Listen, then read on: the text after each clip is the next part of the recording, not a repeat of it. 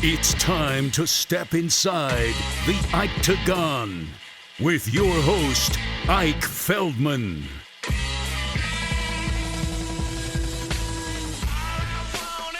What's up, fight fans? What's up, combat sports community?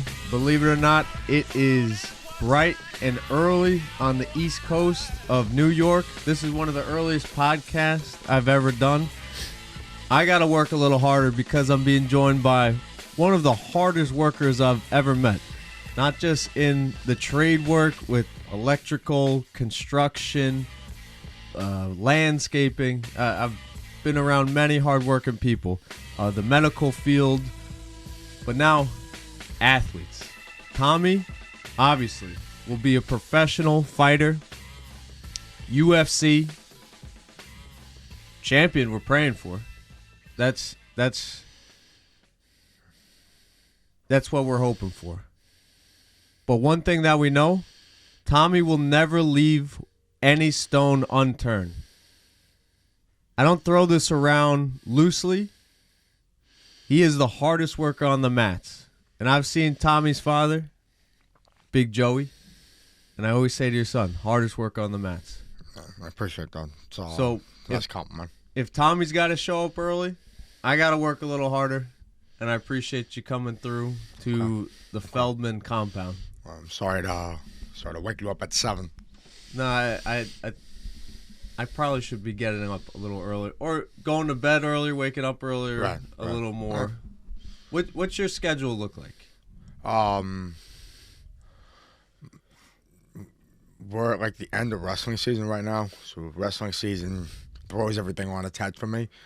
But my normal schedule is Tuesdays and Thursdays. I get to Sarah's at about 9:30, 10 a.m., and I'm there till about 9:30, 10 p.m. Mondays and Wednesdays are a little bit different. I get my lift in the morning, like pretty early, like 6:30, 7. I go to hot yoga after that, get my my namaste, and my sweat on. Take a little nap, and then I get back to Sarah's in the afternoon, and again, there till about 9:30, 10 p.m.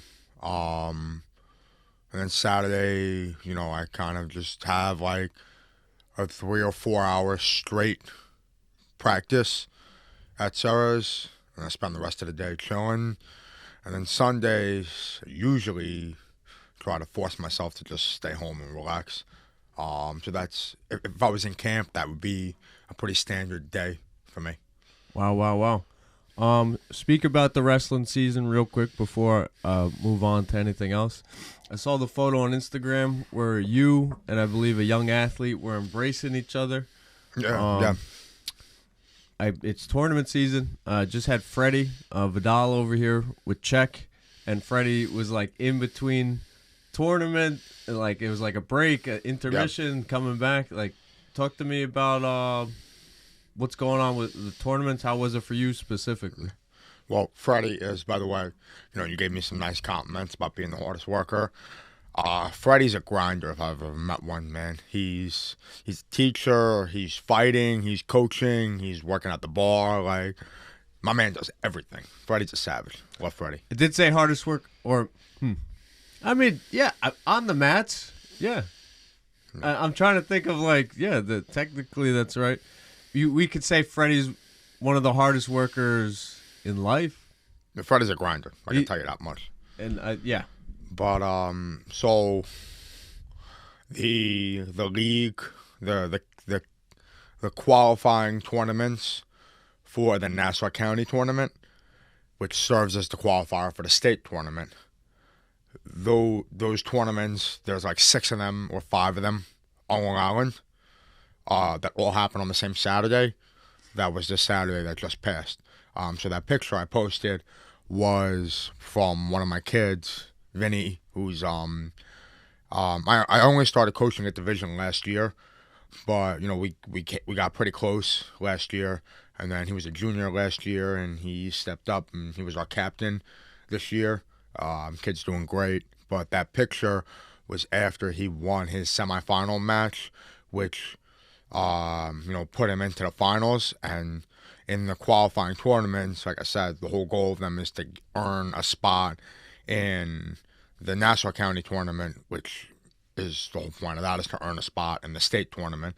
But the top 4 kids in the qualifying tournament go to the Nassau County tournament. So by making the finals, Vinny automatically qualified for the county tournament. So he won that semifinal match, and he came over and hugged me, and he just it was one of those hugs where he just didn't let go, which was it felt great because I've worked very closely with him. He's a great kid, and it was very happy for me to see him do well. Just the joke was, as that picture was taken, I was turning to the other guy, the other coach that I was with, Sean Brevis, and the reason that I had that smirk on my face is because Vinny was hugging me and he wouldn't let go, and then Sean just standing there like I'm the head coach, where's my hug? He was joking around, but it was just a very funny little moment. But Vinny is such a great kid. Vinny DiCicco, I got a soft spot for the Italians. What can I say? But yeah, he's a great kid, and he wrestled a great tournament, and I'm very happy to be his coach. Awesome. I didn't even know that you're coaching. I thought you were doing the private coaching, the club coaching. What school was it? So, I'm sorry? What school was Vinny? So, Vinny's one of my high school wrestlers at Division Avenue High School. Okay. So, I'm a part of the coaching staff at Division Avenue. So during wrestling season, I'm fully committed to those kids. I used to be much more involved at the wrestling club, Savage Wrestling Academy, which is just a few minutes from Matt's gym up in Huntington. I used to be a lot more involved there, but between my training and having a camp and having my responsibilities at the gym at Sarah's and having my responsibilities as part of the coaching staff for Division, there just got to be too much running around, so I'm less involved. I have less responsibilities at Savage, but I always support those kids, root for those kids, help them any way I can. But yeah, just you can only. One of the things in life that has been very hard for me to accept is that you can only do so many things at once. I've been like the elastic man where we're lucky to have you. Yeah, I'm like the elastic man sometimes where I'm pulled in 10 different directions. It's a good problem to have. It is a good problem to have, but you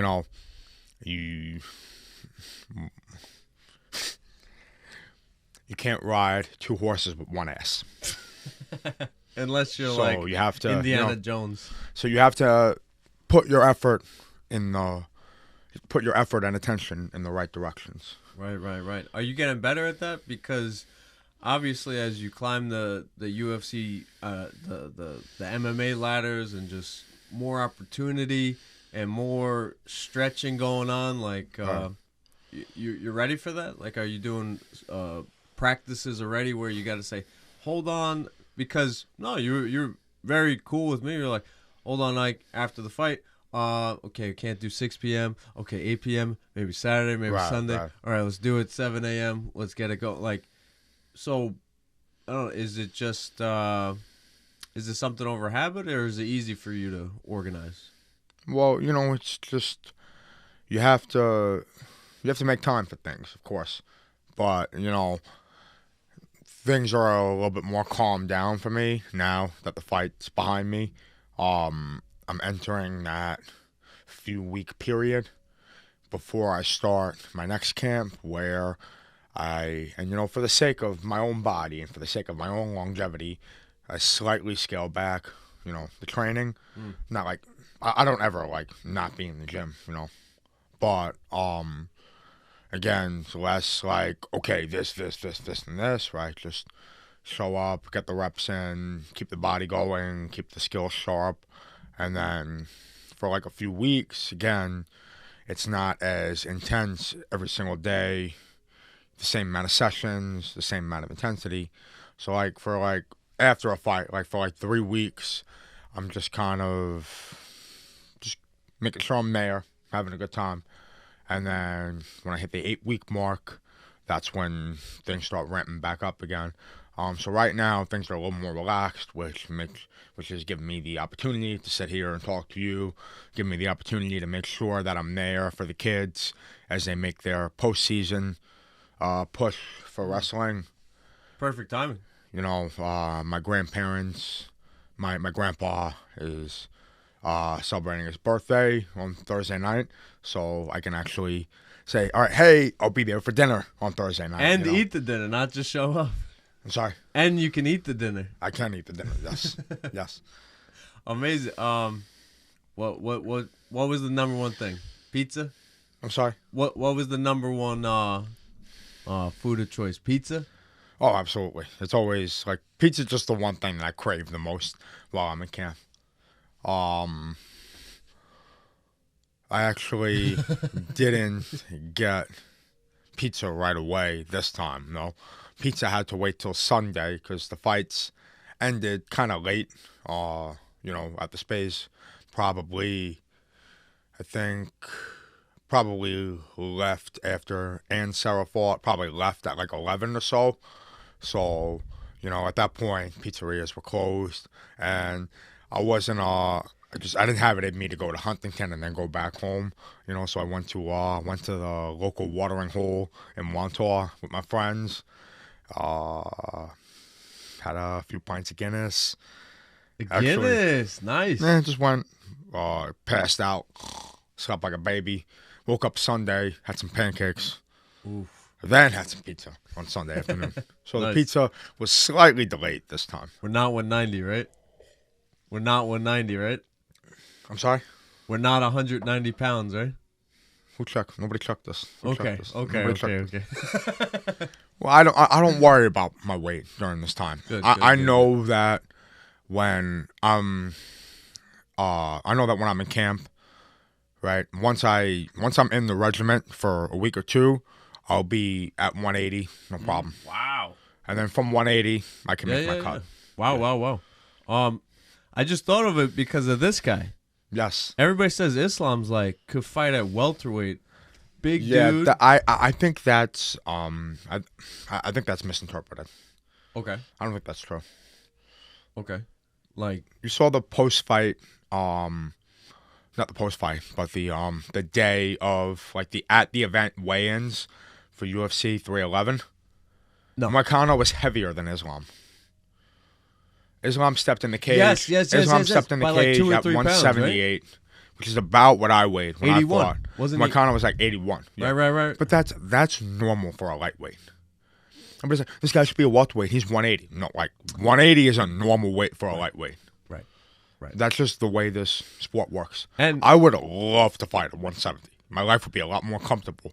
But the guys that fight at 170, they walk around at 200, 210. Usman. Sorry? Usman. Yeah. Look at that guy. He's a superhero. I used to train with Randy Brown before I was 6'3", right? before I was fully a part of Matt's team. I used to train with Randy Brown a little bit. Back when I was a wrestler. Okay. I would like help him out with some workouts. And like, I'm looking up at this guy, I wasn't even thinking about fighting during this time. I was just a wrestler. But I just remember saying to myself, like, how am I supposed to get a hold of this guy? Like, he could kick me from 10 feet away. Like, the size of that guy. It's Right. crazy. It's true. Yeah. If they were ever to do day of weigh-in, I'm sorry? if they were ever to do day of weigh-in, Okay. could you walk around at 175? Say for welterweight. Randy Brown. Yeah. Randy Brown would be a middleweight. Like I think everything would shift. Well, I wrestled at 174. Okay. I actually wrestled at 165 towards the end of my college career, but that was a tough weight for me to make with the 1 hour weigh-in. Okay. Yeah, 174 was a good weight class for me. What's your view on weight cutting, on weigh-ins? I mean, you get 8 a.m. on Friday, Yeah, 10 p.m. Saturday, so Okay. that's 38 hours. yeah. Well, I've never experienced that. Right, not yet. In my fighting career, it's always been 24 hours. We weigh in, We weigh in from 6 to 8 p.m. on Friday night. We fight from 6 to 10 p.m. on Saturday night. My point is, Poatan is not walking in at 85. No, of course not. Well, it's just, it's so ingrained in the sport at this point, right? Like people can't wrap their head around how I drop and regain so much weight in such a short period of time. But like, I just like, I try to explain to them like that's what a 155 pounder looks like. Yes. Like Matty weighs about 180. Nas weighs about 180. You know, Dennis, who fights at 45, weighs about 170. Right. You know, like Charlie, I think he weighs at 175. Like this is normal for a 155 pounder. Right. This is the normal standard across the sport. Yeah. And you're kind of built like 55ers like Tarshukian and Chandler. Like, I'm sorry? You're kind of built like some 55ers like Tarshukian and Chandler. Okay. You're not Muscle milk Mike. 6'2", but you're wide. Yeah. Chandler is a guy that's just like, he's so short for the weight class, but he's just that thick, like just that wide of a human being. People talk all the time about, like, people say that he doesn't have a good gas tank. I don't necessarily think that he doesn't have good, like, lung cardio. Just that at his muscle density, like, there's a chance that it's doing him more harm than good. Like, he always fades in the later rounds, you know? So that's something that I keep an eye on with my strength and conditioning coach, is that, like, all right, hang on, we have to be careful that we don't put on too much muscle. Because us stocky Italians, you know, we have good genetics for building muscle. Like, if I wanted to be 200 pounds and just be fucking, I could, but that's obviously counterproductive for my sport. You know, Matt talks about how Longo used to put him through these like crazy plyometric workouts. And then Matt would never lift weights when he was getting ready for a fight because he would put on weight a little too easily, and he felt that it would slow down his punches a little bit, which makes sense, you know, especially if you're lifting a certain type of way. You can definitely, you know, you can get stronger, like physically stronger for your grappling, but you can slow down your ability to snap the punches and make your hands heavy. Right. So, yeah, so one of the things that I really work on with my strength and conditioning coach, Eric, is, you know, being explosive, being fast, moving the weights, like snappy, a lot of jumping, plyometrics, conditioning for the shoulders, single leg stuff for balance, all these types of things. Shout outs to Eric, Relentless. Yes, Eric Prush of Relentless Long Island. Relentless Long Island. He's a great follow too on social media. Oh yeah, his content is fantastic. It's amazing. I show people all the time. He gives it to you straight. You're surrounded by great people, man. Yeah, 100%. So many people want to see you do well, and it actually hit me the last fight when watching you. I'm like, there's pressure. Like, I don't know if I could. Talking about Saturday, the past Saturday. Yeah, and it's been like that for all the Saturdays and Fridays that you competed. Like, you have like a village behind you. Yeah, for sure. And you don't want to disappoint them. Right. No, I definitely felt the pressure. The last fight, I definitely felt it. But I remember I was getting my hands wrapped, and I was just sitting there like, just like really just trying to, like, you know, stay in tune and slow my breathing down. And then everyone's looking at me like, what the fuck are you doing right now? I'm like, chill the fuck out a little bit, you know. But I think nerves are good. It's important to have nerves, you know, keep you sharp, keep you in the moment, keep you locked in. But it was just, I just really felt it, you know. Like there was like a when I got that finish and I won that fight, like when I put my hands up, like there was like a legitimate like little bit of a relief, a weight off my shoulders. But I liked the pressure because again, it just kept me locked in. It kept me 100% focused on what I needed to do and how I needed to do it. And I kept reminding myself that two guys are getting locked in a cage, and I am never going to be the less prepared of the two. I just kept reminding myself that over and over again. He hasn't done what you've done. Yeah, he's had more fights. Yeah, he's experienced, but he hasn't trained with the guys you've trained. He hasn't prepared the way you've prepared. I just keep telling myself that over and over again. Talk to me about the fight. The guy seemed strong. Yeah. Seemed to go head to head. But then, as you did at MSG, you just start to... Yeah. They all break. Drag him in the deep water. They all break. Yeah. At some point, were you like, oh shit? Or was it just like, yeah, baby, it's just a matter of time? So talk me through the mental process. Matt and I had been just constantly talking about this leading up to the fight. Like, he'll be explosive in the first round. Everybody's explosive in the first round. It's true. When Conor fought Khabib, his grappling defense was incredible in the first round. Khabib had the chain wrestle, right? But they all fade. It's a great example. They all fade. So I wasn't discouraged. Like, I obviously didn't have as much control time in terms of like where he was not moving. I was on top. Like, I had him on the fence. I had him in half guard. I had his legs wrapped up. He was never like in places where I couldn't control him. But, in terms of, I envisioned myself having like just a little bit more. I imagine him having less ability to move. I imagine myself getting a little more ground and pound going in the first round. But I wasn't discouraged by that. Like, I just knew I just had to keep pressing him. And, what that first round does is it just serves as, like, it takes his energy bar and it just drains it, Like, I felt it. And I felt it in the second round, I was feeling some of the things he was doing to use the cage to get back up. I felt some of the ways he was moving. And it wasn't even conscious, it was more subconscious, but I was recognizing ways he was using the cage to get back up in the first round. So in the second round, as I was seeing some openings, I just got that hook in, took his back right away, and I knew once I put that body triangle in, I knew that he was not going anywhere. So, I had that body triangle locked for the entire second round.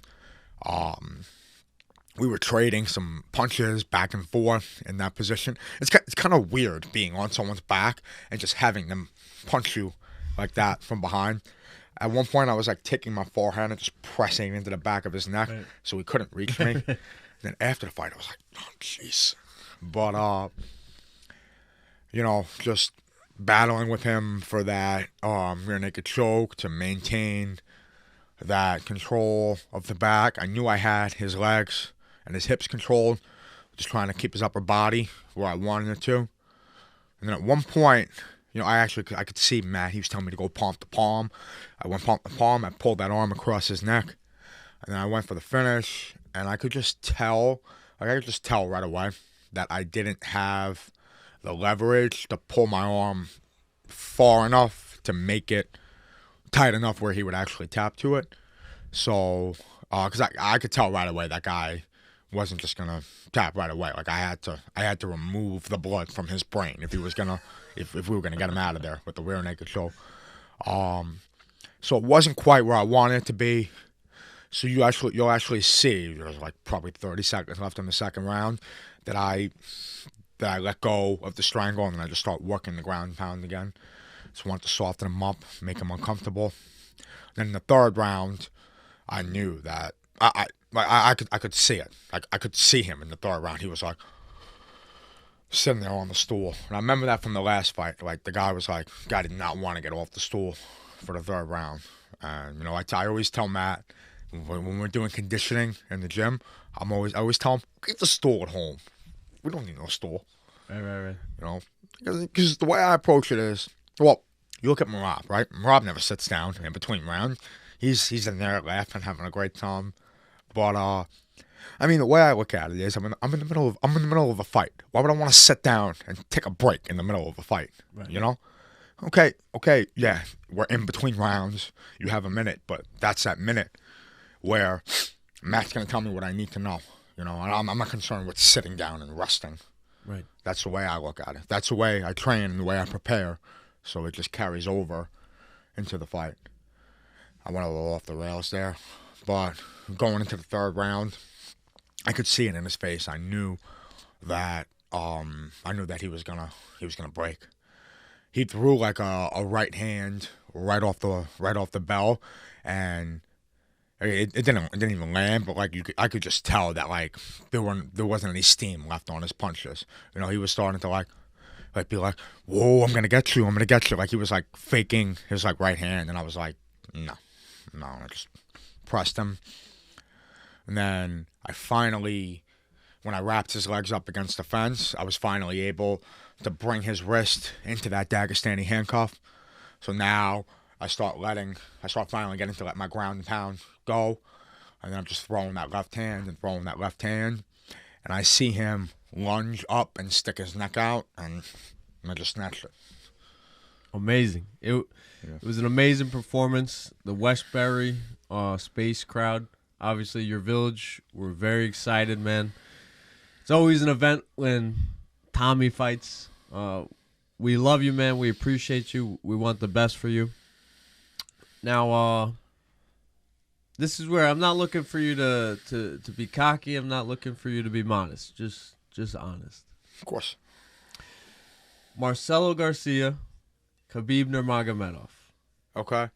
When you're talking to me about the first round, you're feeling things. It's subconscious. You almost like you're picking up on things from your experience. Does it excite you that one day you can be to the point where you could say Pereira's the striking specialist, Izzy, Anderson Silva, Conor McGregor, they're like snipers. They're perfect calibrated strikers. Does it excite you that when it comes to grappling, when it comes to submission grappling, jiu-jitsu, wrestling, everything all into one, that you can really be an elite expert? Is that something you strive for? Because I've always heard Khabib's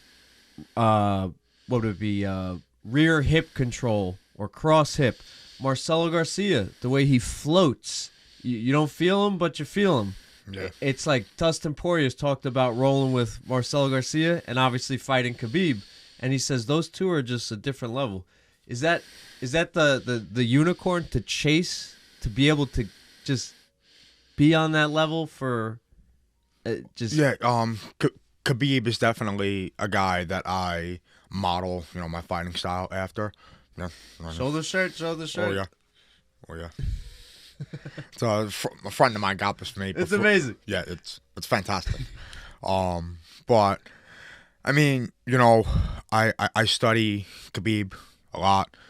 I must have watched his fight against Michael Johnson like 30 times while I was doing my cardio. I didn't understand it. I came in on a 7 a.m. and you're on the elliptical cutting weight. You're watching the fight. I didn't get it at first. You're like, it's my fight, brother. It's mine. You're like quoting Khabib. I'm like, what the hell is he talking? And it took me like 30 minutes. One, because the pressure, the passing, the way he was passing half guard, the way he was pinning the arm from the crucifix, the way he was controlling the legs on the fence, like everything Khabib did to Michael Johnson in that fight is like that is my style of grappling. That is my style of ground and pound. That's my style of fighting.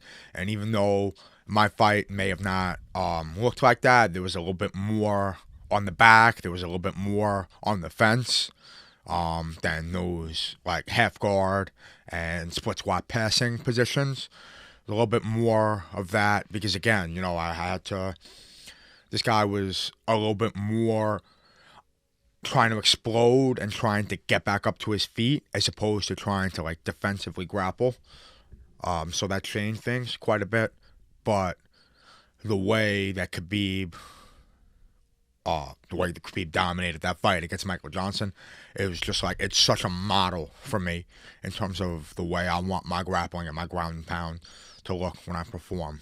I would say that, and this isn't just me personally, this is what Matt advises me to do. I would say, without a doubt, Khabib and Merab are probably my two biggest inspirations in terms of fighters. And you talked about guys having that sniper power.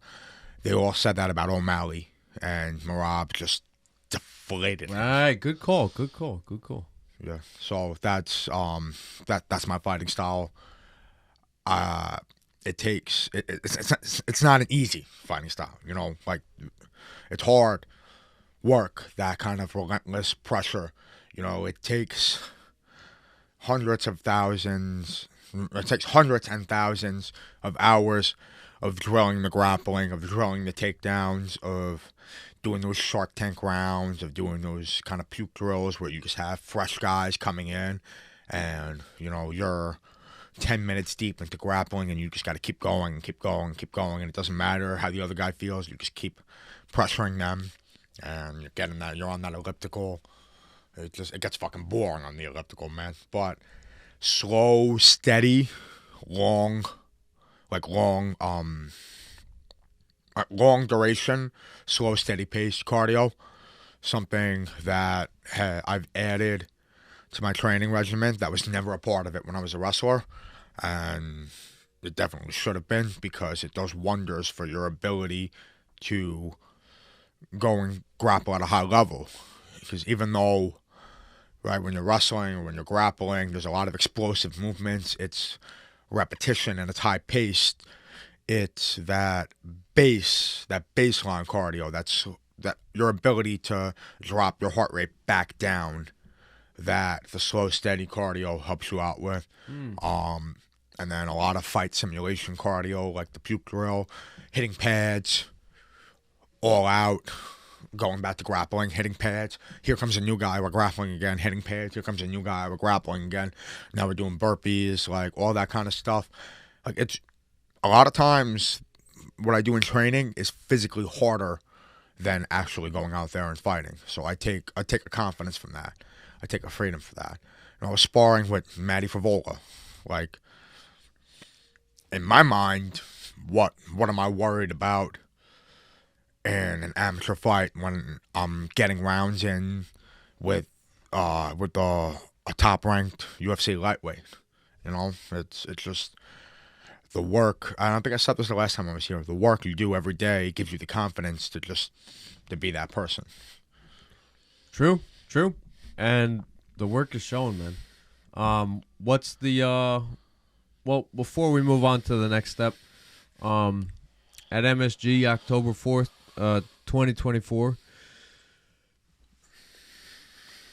if I remember, you said while your weight cut in, you got the call about your grandfather, and you pushed through, and you really got that release after the fight. I've only been on the mats a couple times with Jack, but I didn't realize how close that your father and how much of a big support he was to you in your career. If you could just say a couple of words for Jack and what the fight meant to you.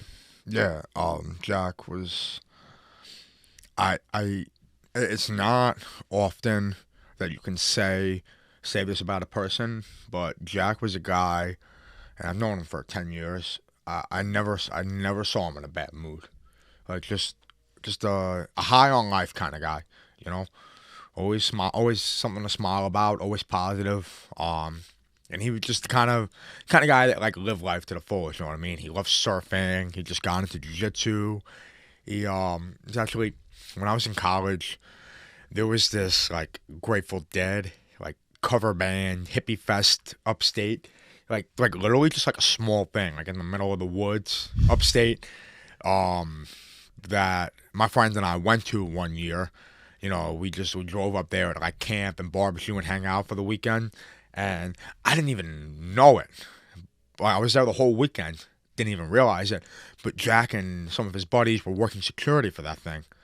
So I was up there with him for the whole weekend. Didn't even realize it. Get home, and my dad's like, "You run into anybody there?" I'm like, "No." He's like, "Well, Jack was working there, you moron." And so the next year, I actually went with Jack and hung out with him and his friends. And wow. Yeah, oh man, those guys, like we were amateurs. Our setup was amateur hour compared to what these guys had going on. So we had a great time. And that was just like a very fun memory I have with him.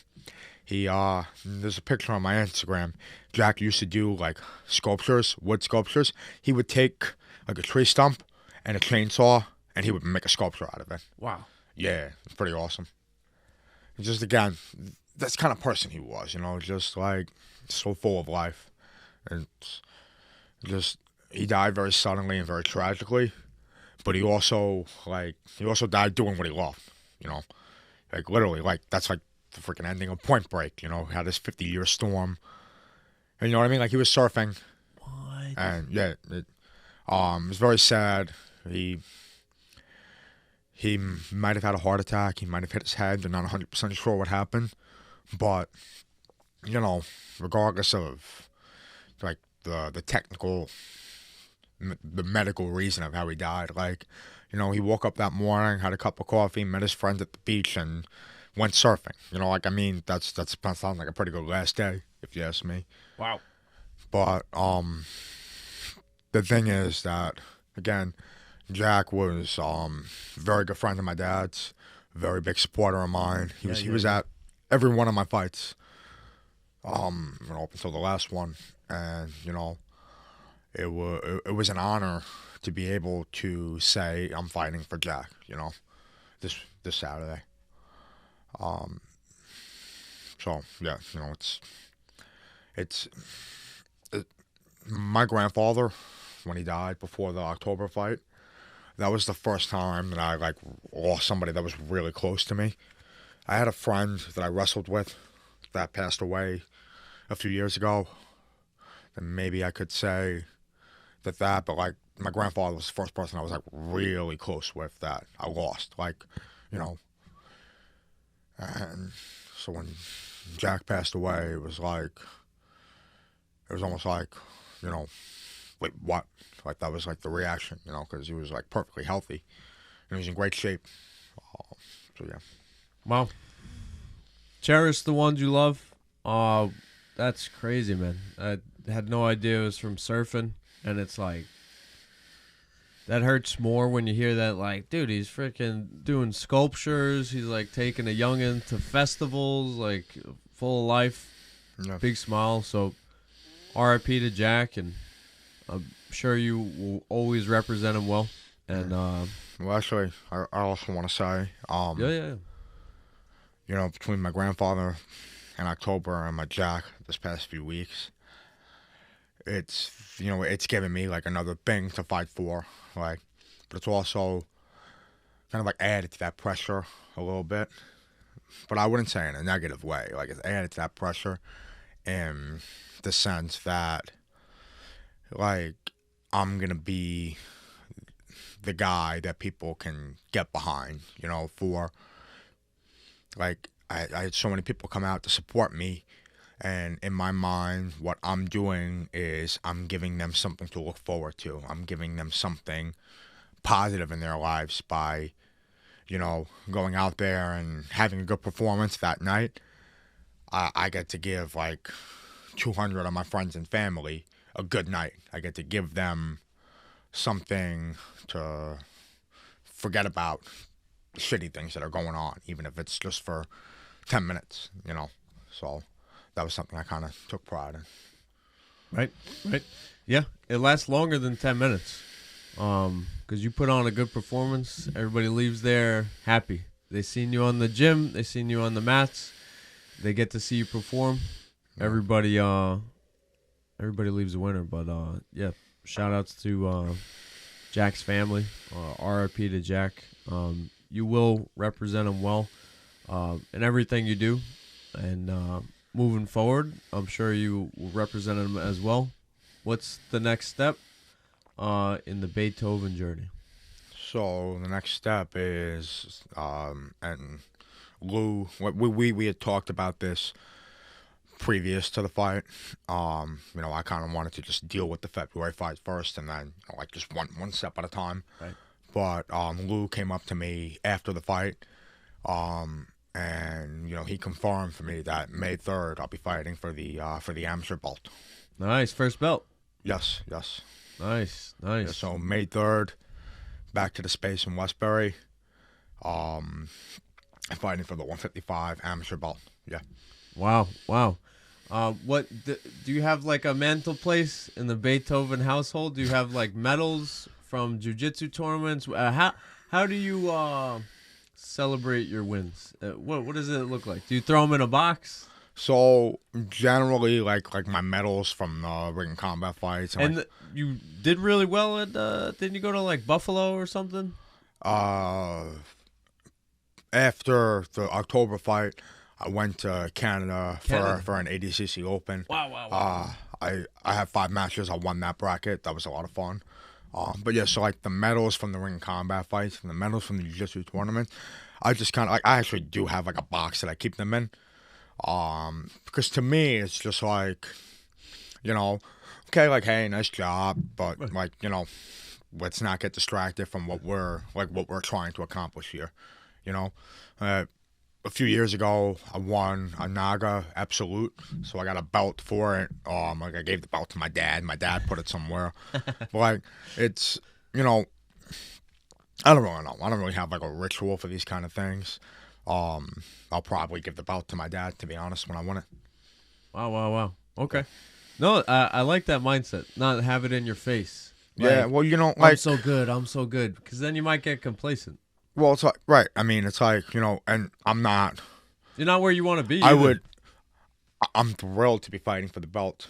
I would love to win the belt. I want to win the belt. I'm going to win the belt. I'm going to prepare the way that I prepare. I'm going to work my ass off. I'm going to bring the best version of myself into that fight, right? I plan on leaving that fight with the belt, absolutely.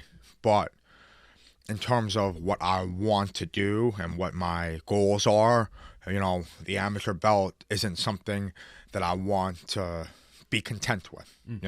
It's a stepping stone. That's exactly what an amateur belt's supposed to be. It's a stepping stone to the next level. So I want to make sure that, like, obviously, give myself the pat on the back for it, but not let it, get to my head like, oh, I'm so fucking good. I won the amateur belt. Like, I'm fucking unstoppable. Like, confidence is good, but when confidence turns into contention, then you have a problem. Or comfort. Yeah, same thing. Yeah. Comfort's the killer, man.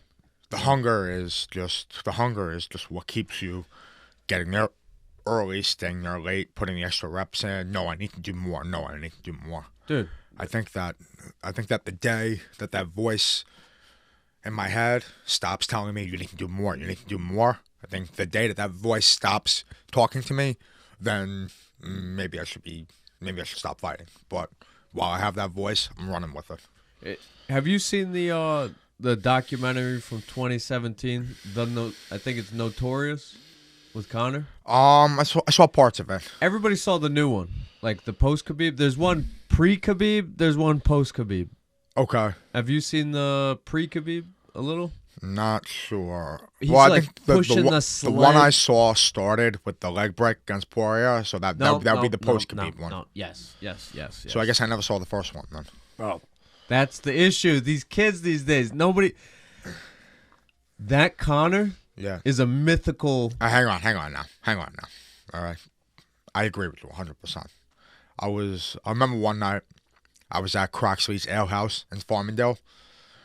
And they serve Forged Stout there on tap. Okay. So Guinness is my beer of choice. Yes, I love Guinness. Right. I heard you before say it. So I was drinking Guinness that night, and I went to the bathroom. And on the way to the bathroom, I saw a poster for it had McGregor's face on it for the Forged Stout. And I'm like, all right, shit, I guess I got to try this. Because it's the same type of draft as a Guinness. I'm like, I got to try this. I take a sip. And all of a sudden, I'm like, Jose, are you listening? It's just, I just started, I was feeling myself. And then I started going on that very same rant. I was like everybody knows who Conor McGregor is. Of course. But nobody really knows the aura of Mystic Mac. You know? Yes. I pull up UFC Fight Pass, and all of a sudden, I've got 10 people huddled behind me watching McGregor Alvarez on my phone in the bar while there's a Yankee playoff game going on. Yeah. That McGregor Alvarez, that was the best. Yeah. That was the best. And it's like, in that documentary, they show he's hungry. He has that voice in the head of not enough. Yes. His knee was like half blown out against Mendes. And now he breaks a toe. Yeah. 4 weeks out. No. Right. Well, yeah, it's just Al Iaquinta. Yeah. Al's the man. Of course. Al's the man. But like he said it best, you know. He was fighting Bobby Green, and he says, you know, he's talking about this after the fight. He's like, I was getting punched in the face by Bobby Green, and I was like, I just don't want to do this anymore. And every fighter, every competitor, whether you're a wrestler or a fighter or a track runner, like every competitor at some point will reach that point in their life where they just don't have that same hunger anymore. And I think that when you're in a business like this business, you shouldn't be in there. You shouldn't be in there longer than the hunger is, you know, because I'm not saying that it's 100 for 100, but when you have somebody that's hungry against somebody that's not, that can be really dangerous for the guy that's not hungry. Right. You know, because when Anthony Smith fought Dominic Reyes. Yep. You know, like he had a lot of shit going on in his life. Yeah. But like also when you're in a situation where you have to ask yourself, why am I doing this? If you don't have like an immediate answer ready in your subconscious, even if it takes you 3 seconds to answer that question, a lot can happen in those 3 seconds in a cage fight. Wow. You know? So it's just I tell this to my wrestlers all the time. You have to have a why. There has to be a reason that you're subjecting yourself to this torture. Because like the human mind, and rightfully so, We'll always look for a way out. right, exactly, and rightfully so. So like there needs to be a rationale for what you're doing. Otherwise, there's no reason for you to hold that plank. There's no reason for you to push on that sprint. There's no reason for you to get that extra push in and that live go and say, you know, bite down on your mouthpiece and finish that takedown, you know? Those things are very important. It's important that you have that hunger and that why. And, you know, there are times when I have a sparring session or a conditioning drill or maybe just a live grappling round or whatever, when it doesn't go the way I want it to go, maybe I felt like I didn't push myself as much as I should have. Like I saw an opportunity and I didn't take it. When I recognize that, like I'm not saying this is the right thing to do, but it's just the way my mind works. Like when I recognize like a missed opportunity or recognize that I didn't push as much as I should have, like I'll get on the Airdyne and I'll just go crazy, or I'll hit the bag until my arms feel like they're gonna fall off. Like I will force myself to have that push one way or the other. Like even though I missed the opportunity, I recognize it, and now I'm gonna do it anyway, in hopes that the next time, you know, I'll be more Johnny on the spot with it, if that makes sense. Right. It's good, man. You keep yourself in check. Yes. 100%, man. What's the dream vacation? Dream vacation. Some people like to go hiking. Yeah. Cold weather. Okay. Some people like to lay on a beach with a cocktail. I don't know. I was thinking about this the other day, actually. When I was in high school and I was in college, my friends and I, we always used to plan a trip, right? Like once or twice a year, we go somewhere. You know, we rent a lake house. Nice. We go down to the beach somewhere. I haven't done that in a long time. And as cheesy as this sounds, I have a life now that I don't want a vacation from. Like there are times when I need a day to just lie in bed and do nothing. You know, that's why I force myself to gear down on Sundays, you know, for the sake of longevity. But like in terms of like going away, I've never felt like since I started fighting, I've never felt like I really want to go away. Like, oh hey, we're gonna go here, this week. That sounds like fun, but like I've never felt like I have to get away for a weekend. Like I want to go. It's just, I know I'm giving you like a you're bullshit living answer. Sorry, You know what you're living? I'm living this shit. Living the dream. Living this shit. But yeah, it's really become a lifestyle for me. It's kind of like it's no coincidence why you and Matt are like. Would he be like an uncle or a brother? He's a role model. He's a mentor. He's the guy I look up to. There's no coincidence why you guys are just connected at the hip. I forget who I was telling to. I was like, Beethoven is like this Ferrari that Matt's like little tweaks and like, dude, you're gonna. That's a very nice compliment. Very nice compliment. No problem. Thank you. Or a Lambo. Do you like Lamborghini or Ferrari? Which car Well, what else did Rocky buy? Was he driving a Rocky 4? Oh, Was it a Ferrari or a Lambo? I'm gonna guess Ferrari. Okay, whatever Rocky was driving, that's the car. What color? What color car are you? Well, what car am I? Yeah. I feel like I'd be red. Wow. Yeah, just it pops out, I like it. You know what? I learned more about your personality when I saw your Christmas photo where you had like a suit. Yeah. I was like, you know what? There's a reason why this guy's gonna be a star. Well, there was a reason behind that. Okay. So, my grandfather, on my mom's side, the one who's still with us, he always wears like an extravagant suit. Like when my aunt got married, he wore like a chrome disco ball suit. What? No bullshit. Like that Christmas, he was wearing like a velvet tracksuit. Oh my god. Like he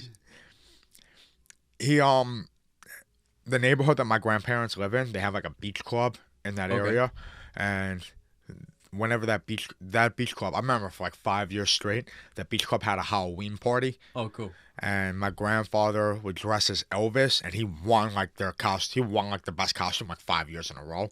Like that's just the way he does things, you know. And my dad, like X amount of years ago, bought that suit off the rack at TJ Maxx because it was like $20, and then it just sat on a hanger. No one ever wore it. It still had the tags on it. And then I was like, you know what? Like this is like my grandfather will love this. He would get such a kick out of this. So I decided to wear it to the Christmas Eve party that night, and it was a big hit. And you know what it made me think too?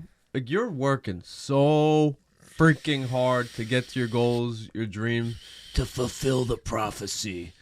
And it's like, to me, that was like, don't sweat the little things. Like some people be like, I can't wear that, or like it's like, yeah, like I feel like you have a good I'd fight people in a cage in my underwear. Yes, I don't give a shit. Exactly. Yeah, man, it all comes together. You're just a role model for the youngins. You seem to have a wise perspective. I told you this last time that I see you as this captain. Like, yeah, I try to be. I try to impart the things that Matt has taught me onto the other guys that want to fight. I just try to like Matt talks about all the time, like the circle of life. He talks about the things that Henzo and Longo have done for him. And, he does those things for me, and I try to do those things in turn, to his daughters, to the other kids at Sarah's, to the other kids I coach in wrestling. It's just, but there's a limit to all this stuff. And he talked about me and Matt being tight, Yeah. It's just, I respect so much about what he's done and who he is, obviously, so, like, and my dad actually told me this when I decided that I was going to go down this road with MMA. Like my dad said, that what that man says is the word of God. Like, Matt says jump, I'm asking how high, like without question. Wow, that's powerful. That may sound like some people may take that as disrespectful. Like, what does that mean? God speaking through him? No, it means that you treat what this Oh, man hold on, says the way you treat the word of God. There's an artist. He worked with Jay-Z. He worked with Aerosmith. Rick Rubin. You ever seen Big Beard? He's like a music producer. I'm sorry? Rick Rubin, music producer. I'm not familiar with him, no. He says what you're saying about sometimes you're a conduit for God. Like, it's almost like Matt, there's no coincidence that Matt was put in this place to be who he is, to teach us who he teach, to give to what he does. Coach Carroll tells me all the time, like, how great Matt is for everybody. Yeah. And this is no knock on GSP. This is just personal style. Somebody said, and I was like, wow, that's beautiful. GSP, he's a single guy, and he works on himself. Everything is like to fine-tune himself.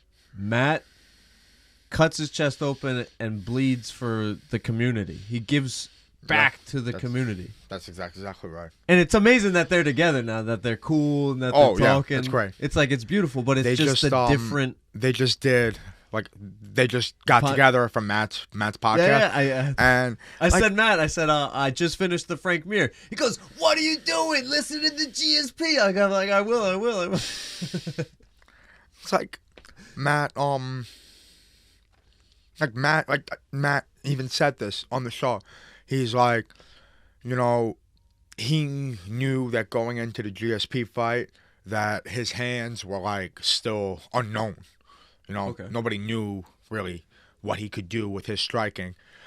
Georgia just wasn't expecting him to stand and bang. He was expecting the way Matt to fight the way he fought all through tough.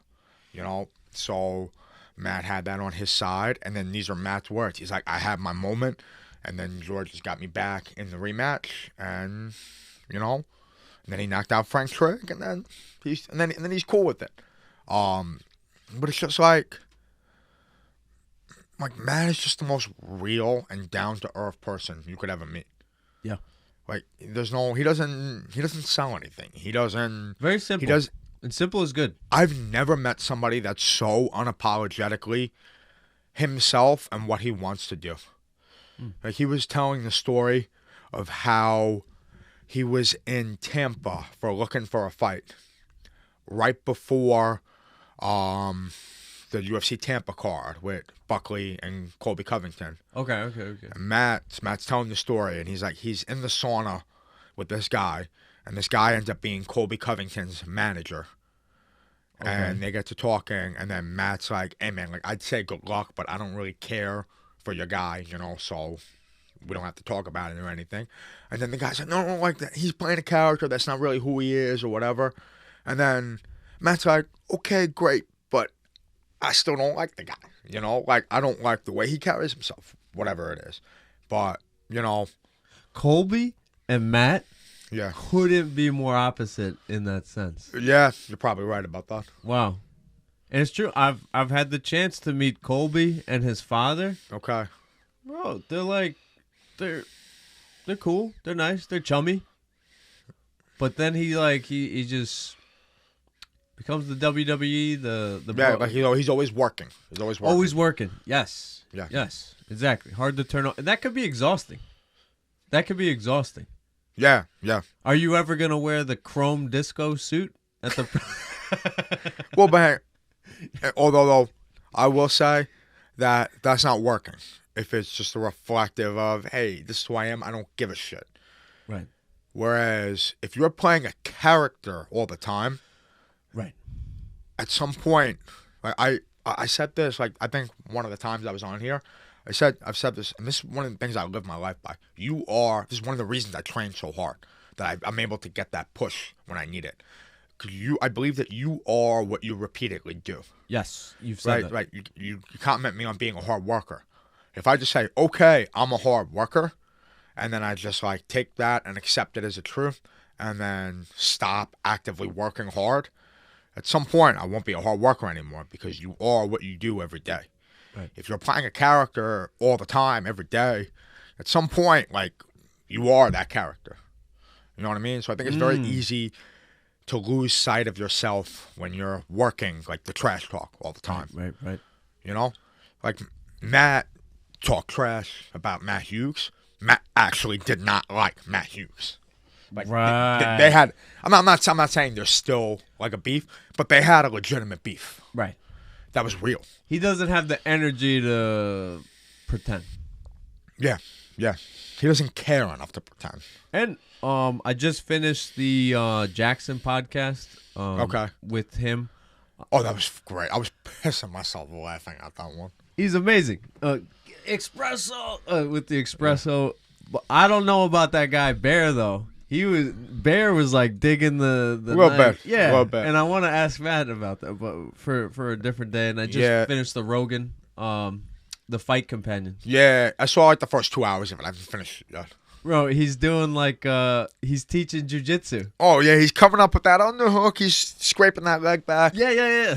That's my bread and butter on bottom. Bro, that wrestle up. Oh yeah, I'm all, just all saying. day, baby, all day. Make a clip. Show Matt talking about it, and then you and Ricky. There you go. I'll run your social. Oh yeah. No, you do a great job on social media, man. I think it balances everything. Like I don't know whether it's like showcasing the youth, like you did with Vinny, or it's teaching how to mop the mats for the next generation. I just try to like, again, there's a difference between not giving a shit and being like just being who you are unapologetically and playing a character, you know?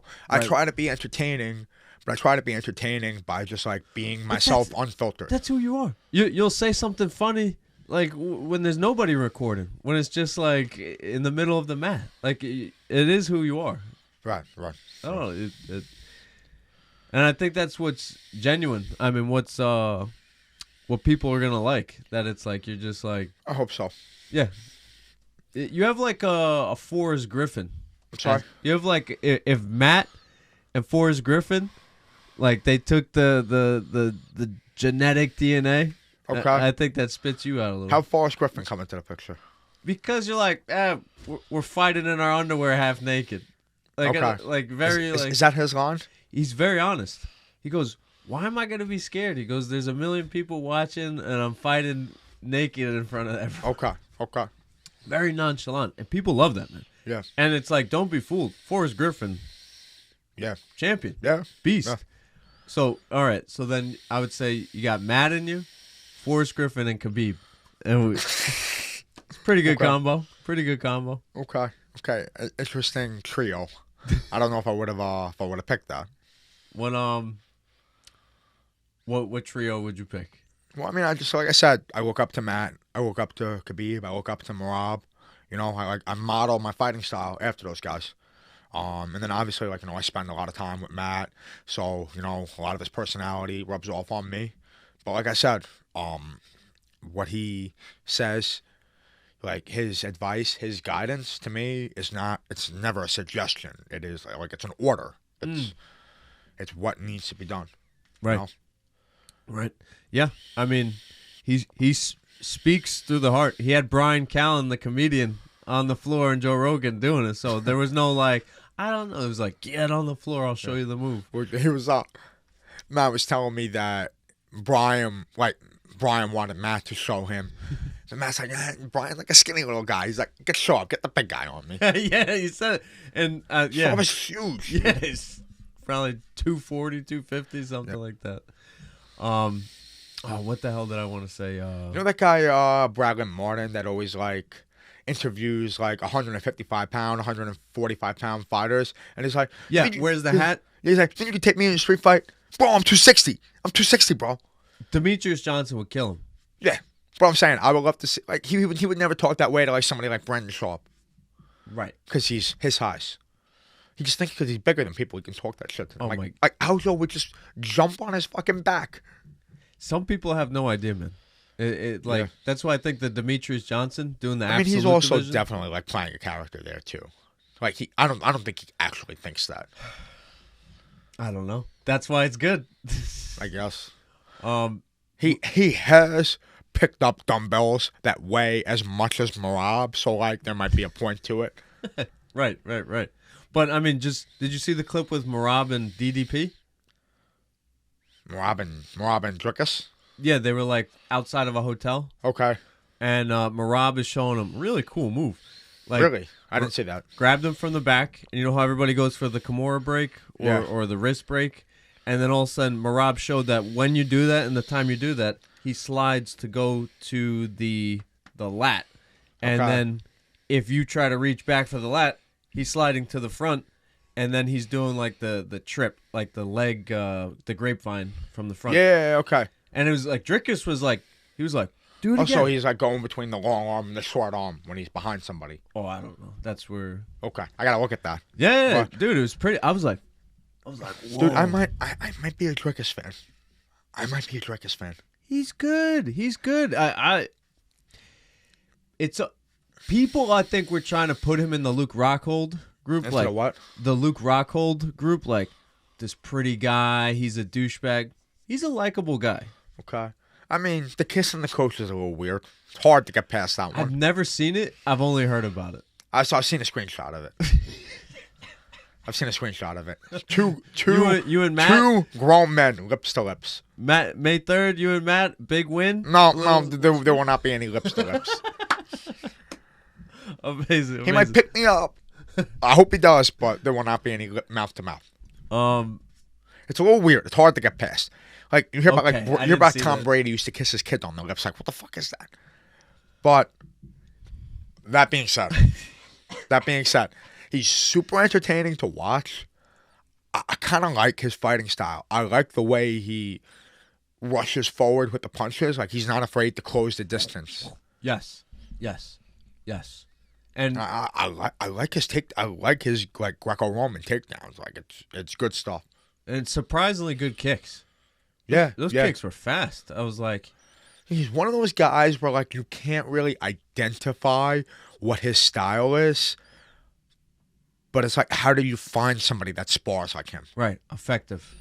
Like the same thing as super regimented and super clean, like a Wonder Boy or Yeah. MVP. Yeah, It's completely opposite right. with Drickus and Yuri.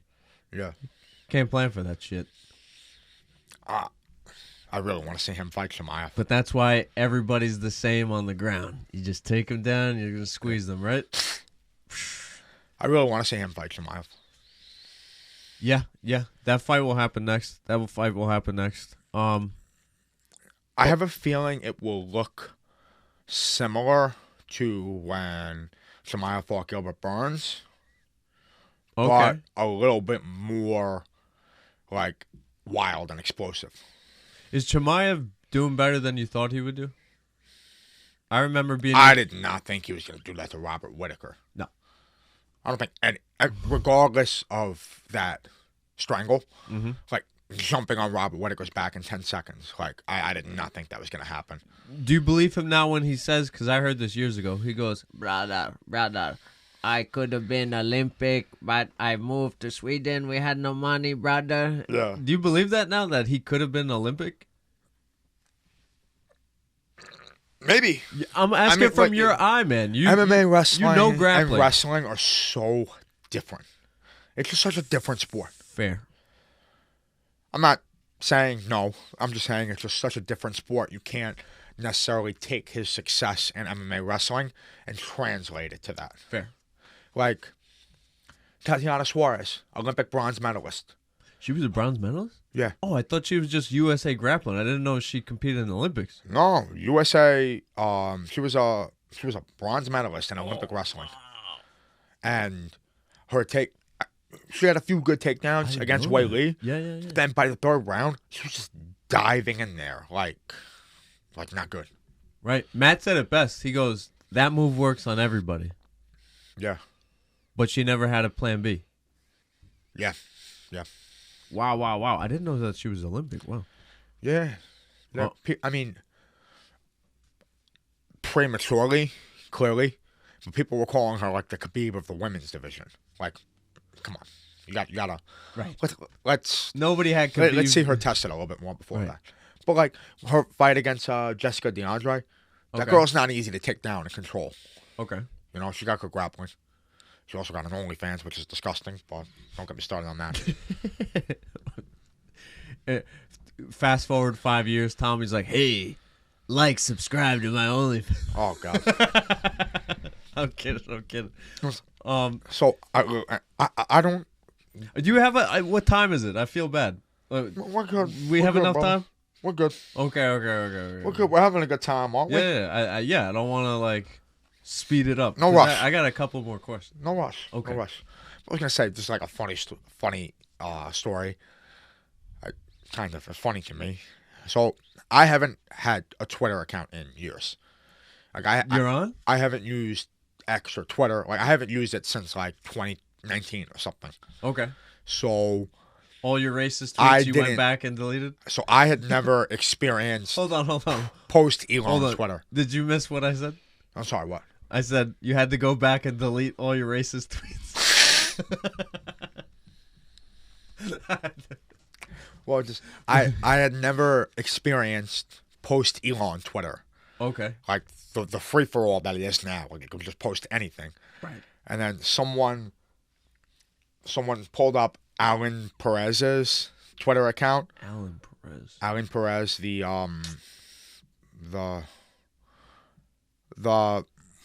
female fighter that she twerks after she wins. Morab was smacking her ass in that video. Morab? Oh, I missed it. You didn't see that video? Send me that. There was a video of Morab smacking her ass. No, I didn't see that. Oh my god, it's I fucking saw hilarious. the twerk. Morab is hilarious. But she has an OnlyFans or whatever. Okay.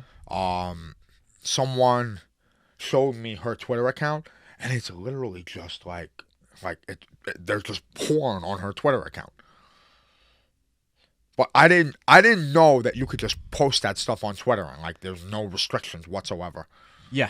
I did not know that. It's the wild, wild west. Yeah, all of a that's they said it's the Wild West. Khabib will be like, alhamdulillah. Haram, and brother, then, haram. And then you go to his comments, you're like, whoa, inshallah. Okay, smash. Smash. No, but it's haram. Very haram. Oh, shit. Oh, my God. I wanted to ask, I saw you got the chance to roll with freaking Jim Miller. Yeah. Miller time. Obviously, it's amazing. But I was also saying in the same breath that it's no coincidence that it's happening to you. Like I said, you and Matt locked at the hip. You represent him. And that's a representation of how much he loves and respects you, that he's bringing you into just more doors were open. Right, absolutely. Was there a moment of reflection? Has it hit you yet? You're like, holy crap! This guy has so many records, and we're just on the mats. for sure. I was after I rolled It was in him. the midst of your training camp. It was in the middle of your training camp. Yeah, it was 2 weeks before the fight. I got to roll with him. I didn't go to war with him or anything. I wasn't trying to kill him. Dude. I was just it was just really cool to meet the guy. He got so much wisdom, so much insight. 56 pro fights. The guy's a freaking legend. But it's just getting to experience training with him, getting to spar with Favola really gave me some confidence.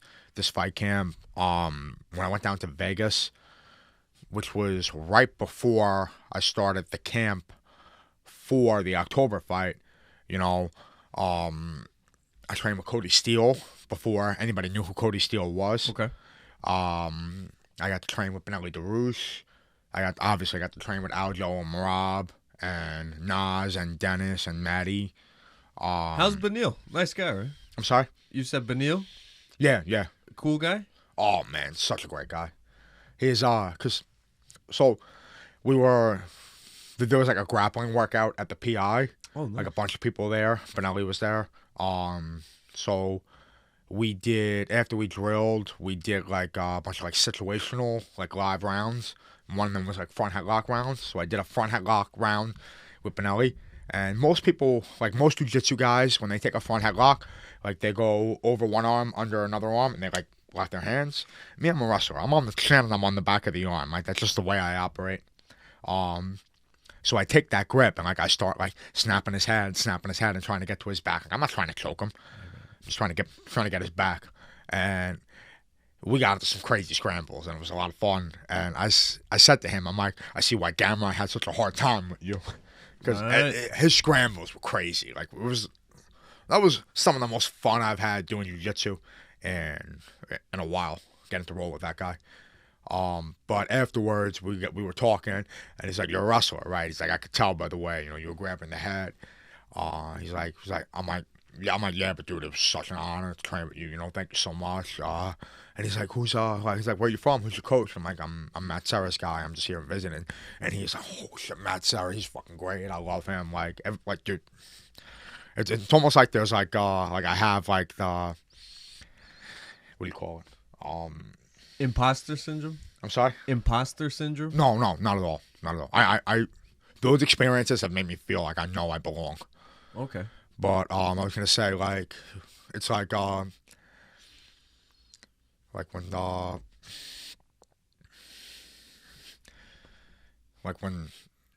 so it's like this guy that nobody knows kind of comes in, and he's Don Corleone's boy. He sent him in. Like, it's like I feel like I have like that through Matt a little bit. Like, he's Matt's boy. He's Sarah's guy. All right, he's cool.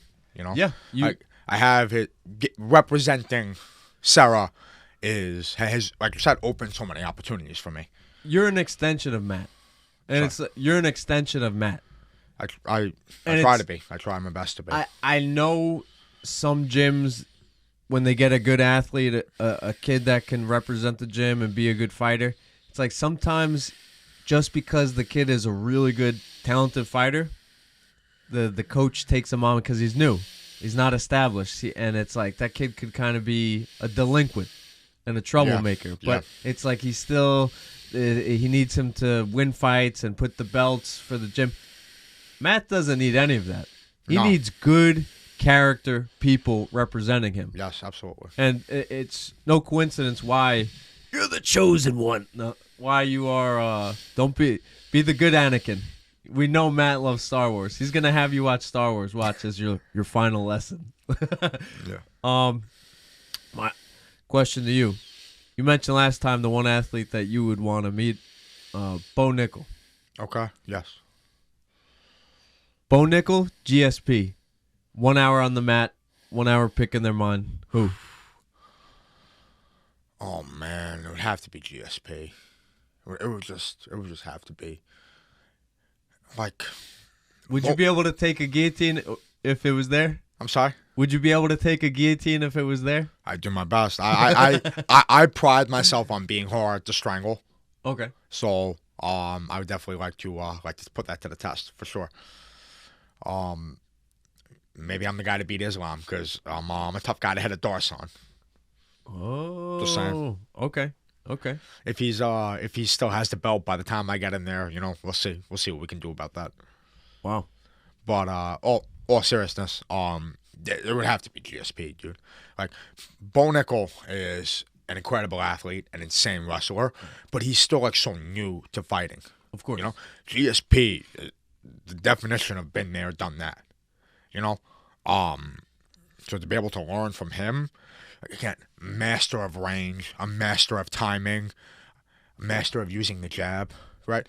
Josh Koscheck was a 4-time All-American wrestler, and I believe he was a national champion at least once, but 4-time All-American. And right? GSP never wrestled as decorated of a college wrestler as you can be. GSP was taking him down. Like, yeah, I want to learn from that guy. That's the greatest argument about MMA versus wrestling. Right. It just becomes such a different sport. True. I think that one of the what's the word I'm looking for?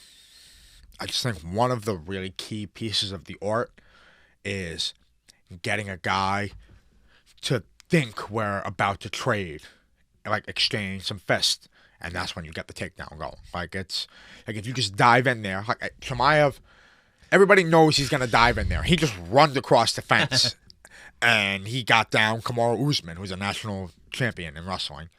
Like, not saying that it can't be effective, but you know, like Merab didn't just charge at Umar. It was all the timing and the setups, and here's the overhand, here's the double leg, here's the overhand, here's the knee pick, here's a fake, here's a 1-2. You know, like there really is an art in mixing things up. And, you know, I definitely got a little bit too persuaded by the kickboxing at one point, in the sense that in my head, this is me just being open and honest. This is my mind as a still very inexperienced kid before the May fight. I'm thinking like, okay, I know that if I wrestle, I can take this guy down and I'll beat him up. I knew I could do that. So I'm like, I'm going to eventually get to a level of competition where I can't just take the guy down right away. So I need to like be able to kickbox if I have to. So that's why I tried to like kickbox with this kid, and obviously it didn't work out. And even though like I realized that this wasn't going my way and then tried to wrestle, at that point, like my rhythm was off, my timing was off, my setups weren't there, because I was already trying to like double jab this kid and set things up, and it just wasn't it wasn't a good fight for me, because I didn't have the right approach going in. And I understand now that the kickboxing and the striking is an art that develops with time in this sport. Right. It's an art that develops in cohesion with the wrestling, not juxtaposed to the wrestling, right? You look at the striking abilities from Khabib to Islam to Umar, you see the evolution, right? The Islam that fought Dustin Poirier, I love Dustin Poirier, but that guy that fought Dustin Poirier might have been the most well-rounded, prior to Ilia Topuria, the most well-rounded performance I've seen in terms of knowing when to strike, knowing when to wrestle. Wow. So again, there's an art to it. There's a setup. There's a setup in the exchanges. There's using the wrestling to set up the striking, using the striking to set up the wrestling. It really is a beautiful fusion. That's what mixing the martial arts means. Not a wrestler who's going to try to kickbox and knock somebody out. That's not mixing the martial arts. That's trying to be somebody that you're not. You know, so I learned that from that May fight. And actually, I wrote this on my Instagram when I made the dinner, that post weigh-in dinner post before the October fight, because I was coming off the loss in May. The caption was something along the lines of, I may learn my lessons the hard way, which is so true, but I always learn. You know, having that loss in May, again, in front of all the people that came out to see me fight, in a manner where I just felt like deflated, like I never actually showcased who I was. It sucked. I was like speechless after, like, and I just felt so, just like I was like, just like, sorry guys, like that was fucking pathetic, you know. But I needed that experience for me to truly understand what it was that we're doing here, and for me to understand Matt's message about the style and how we're going to fight and the way we're going to do things. And I remember being in the locker room on October 4th, warming up for that fight, just saying to myself over and over again, I never want to feel that way again. I never want to feel that way again. I never want to feel, like, just over and over and over again saying that to myself. You know, and I felt that I did a pretty good job of blending my striking and my wrestling in the October fight. And then just a few weeks ago, that was more just like a Khabib style fight where I just fucking charged him and put him on the fence. It was just I felt I just knew that it wasn't a good idea to start, jabbing and exchanging punches with that guy. I was like, I have a lot of work to do and a short amount of time to do it. So I'm gonna make this guy as uncomfortable as possible, as fast as possible. So that was my strategy, and just yeah. You did a great job at. I forgot about the loss. Is that crazy? I haven't forgotten. You know why? Because you didn't run away from it, and then you learned, as you said, and you got better, and it's like, I haven't even thought about it. Didn't even think about bringing it up today. It's all good. In my mind, it didn't even occur because you're not losing in life. You're not losing as a human being. Right. Like what do they say? Win or learn. I know the amateur record doesn't really mean anything in the grand scheme of things. Still winning and losing. I don't want to lose in video games. Well, that was a prerequisite statement. Okay. So I know the amateur record doesn't mean anything if you think Dana White's not going to look at that and be like, we're not signing this guy. But like when I look at my Tapology page and I see that L, like that red L, yes. It's just fucking. I hate that feeling. Well, I hate the way it makes me feel. But I love that. I hate the way it makes me feel, if that makes sense. Yes. Just keeping that fire, keeping that hunger, that pissed offness, that chip on the shoulder, Like I said, the day that I stop having a Khabib inner monologue is the day that I'll stop fighting. Right. Yeah, and as cheesy as it sounds, nobody's perfect.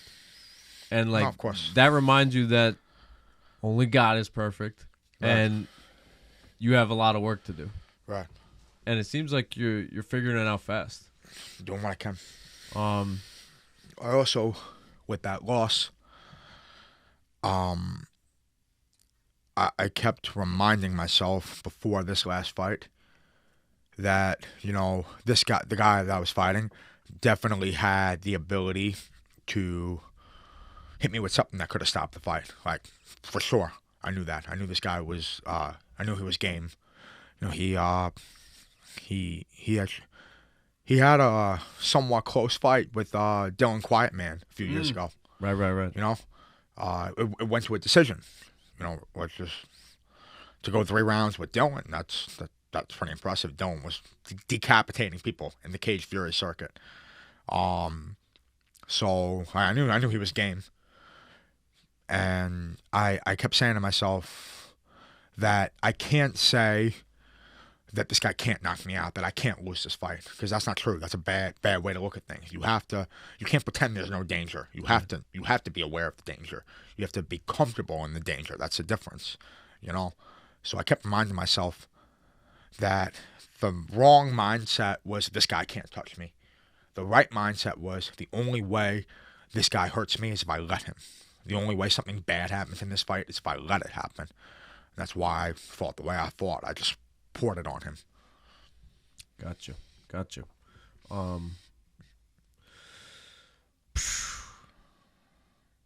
It's amazing, man. You just the process of just now is just eating popcorn and watching you melt these people. It's pretty awesome.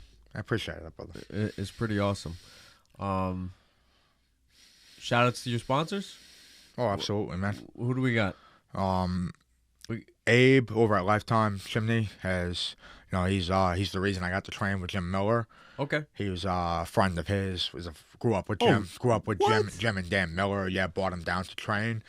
Wow. I did my final. I did my weight cut in Abe's sauna. Pat DeFranco put me in a towel mummy after I was done in my sauna. Get those last couple of pounds off. Those guys have helped me out so much. It's an honor to represent Lifetime Chimney.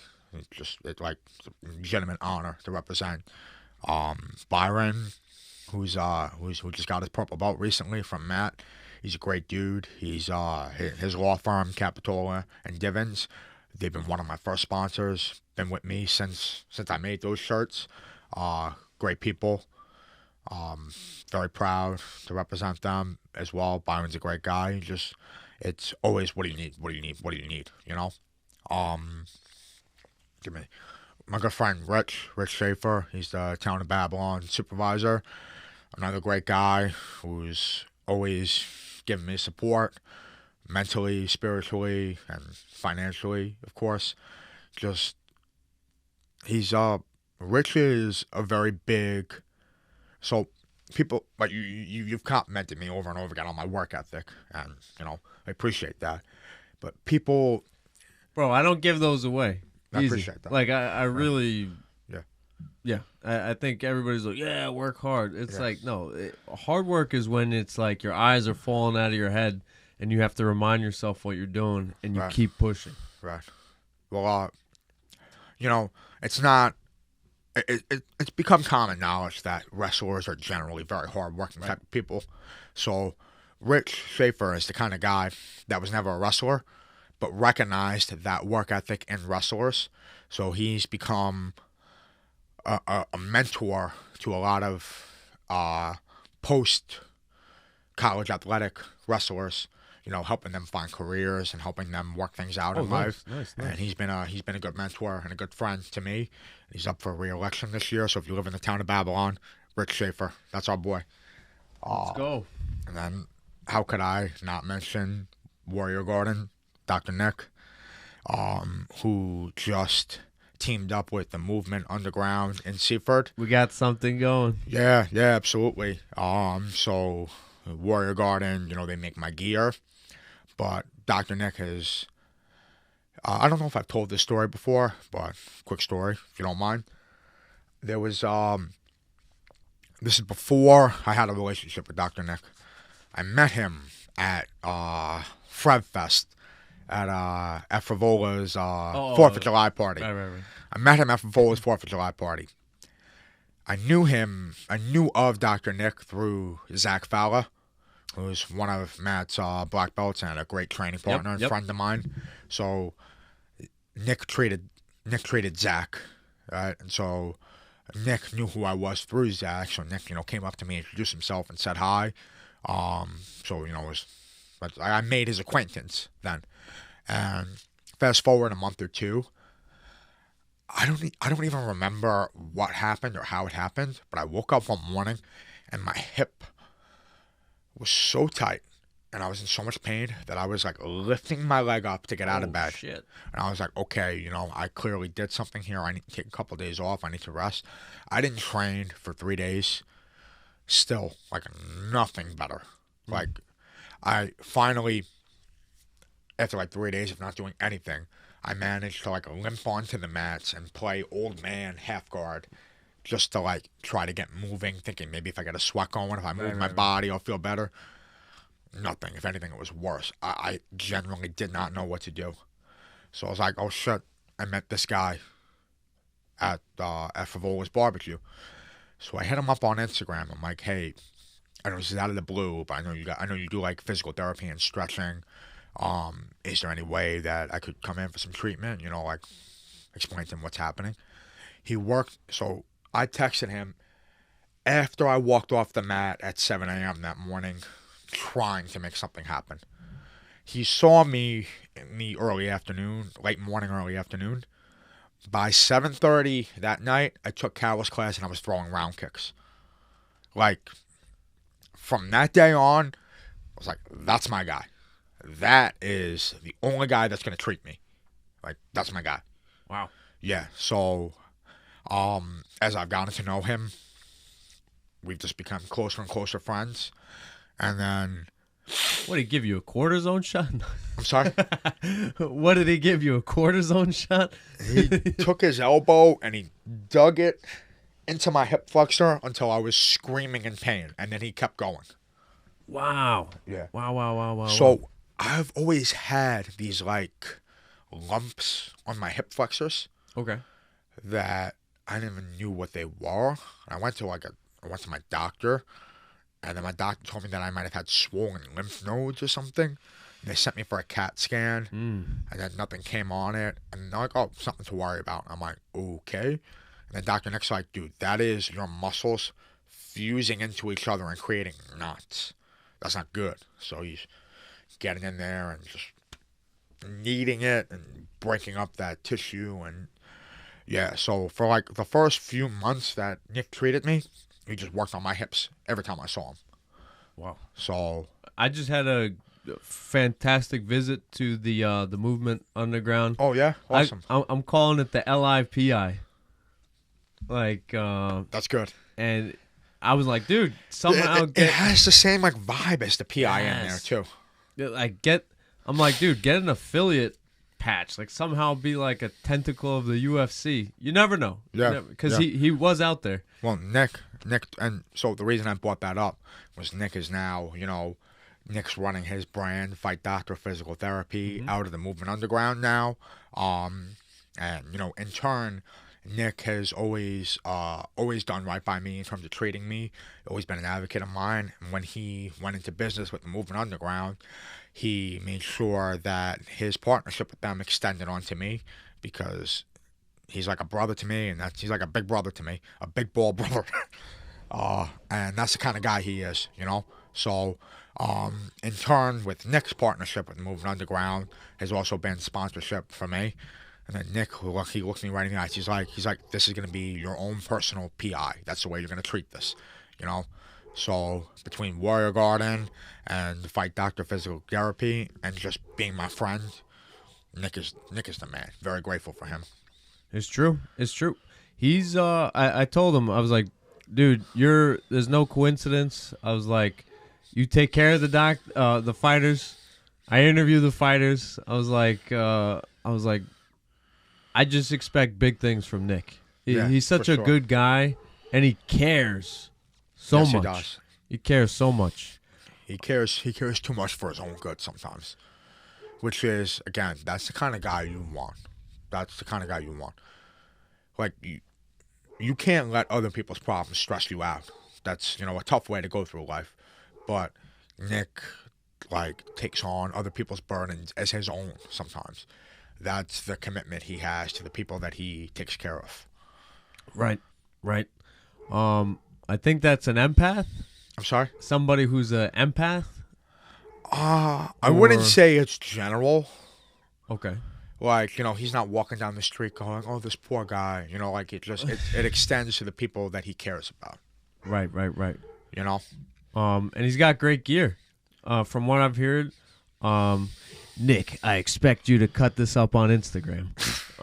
From what I hear, Warrior Garden's gear is amazing. The 8-ounce gloves, the big gloves. Somebody at Longo's MMA, they said it's the best glove they've ever had. Yeah. I'm like, that's amazing, Dr. Nick. That's amazing. Have you been able to mess around with some of the gear? Oh yeah, absolutely.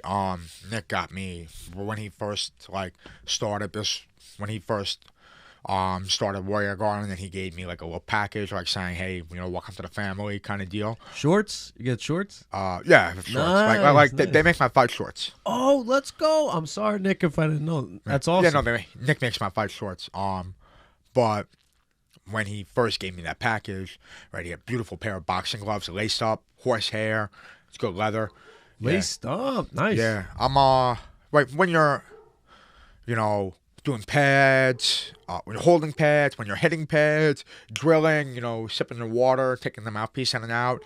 The lace-up's kind of a pain in the ass, so I use my Velcro gloves for those. But when I do a session with Carol, when it's just we're just going to hit the mitts for an hour, I lace them up and I get to work, and I love those things. They're just so comfortable.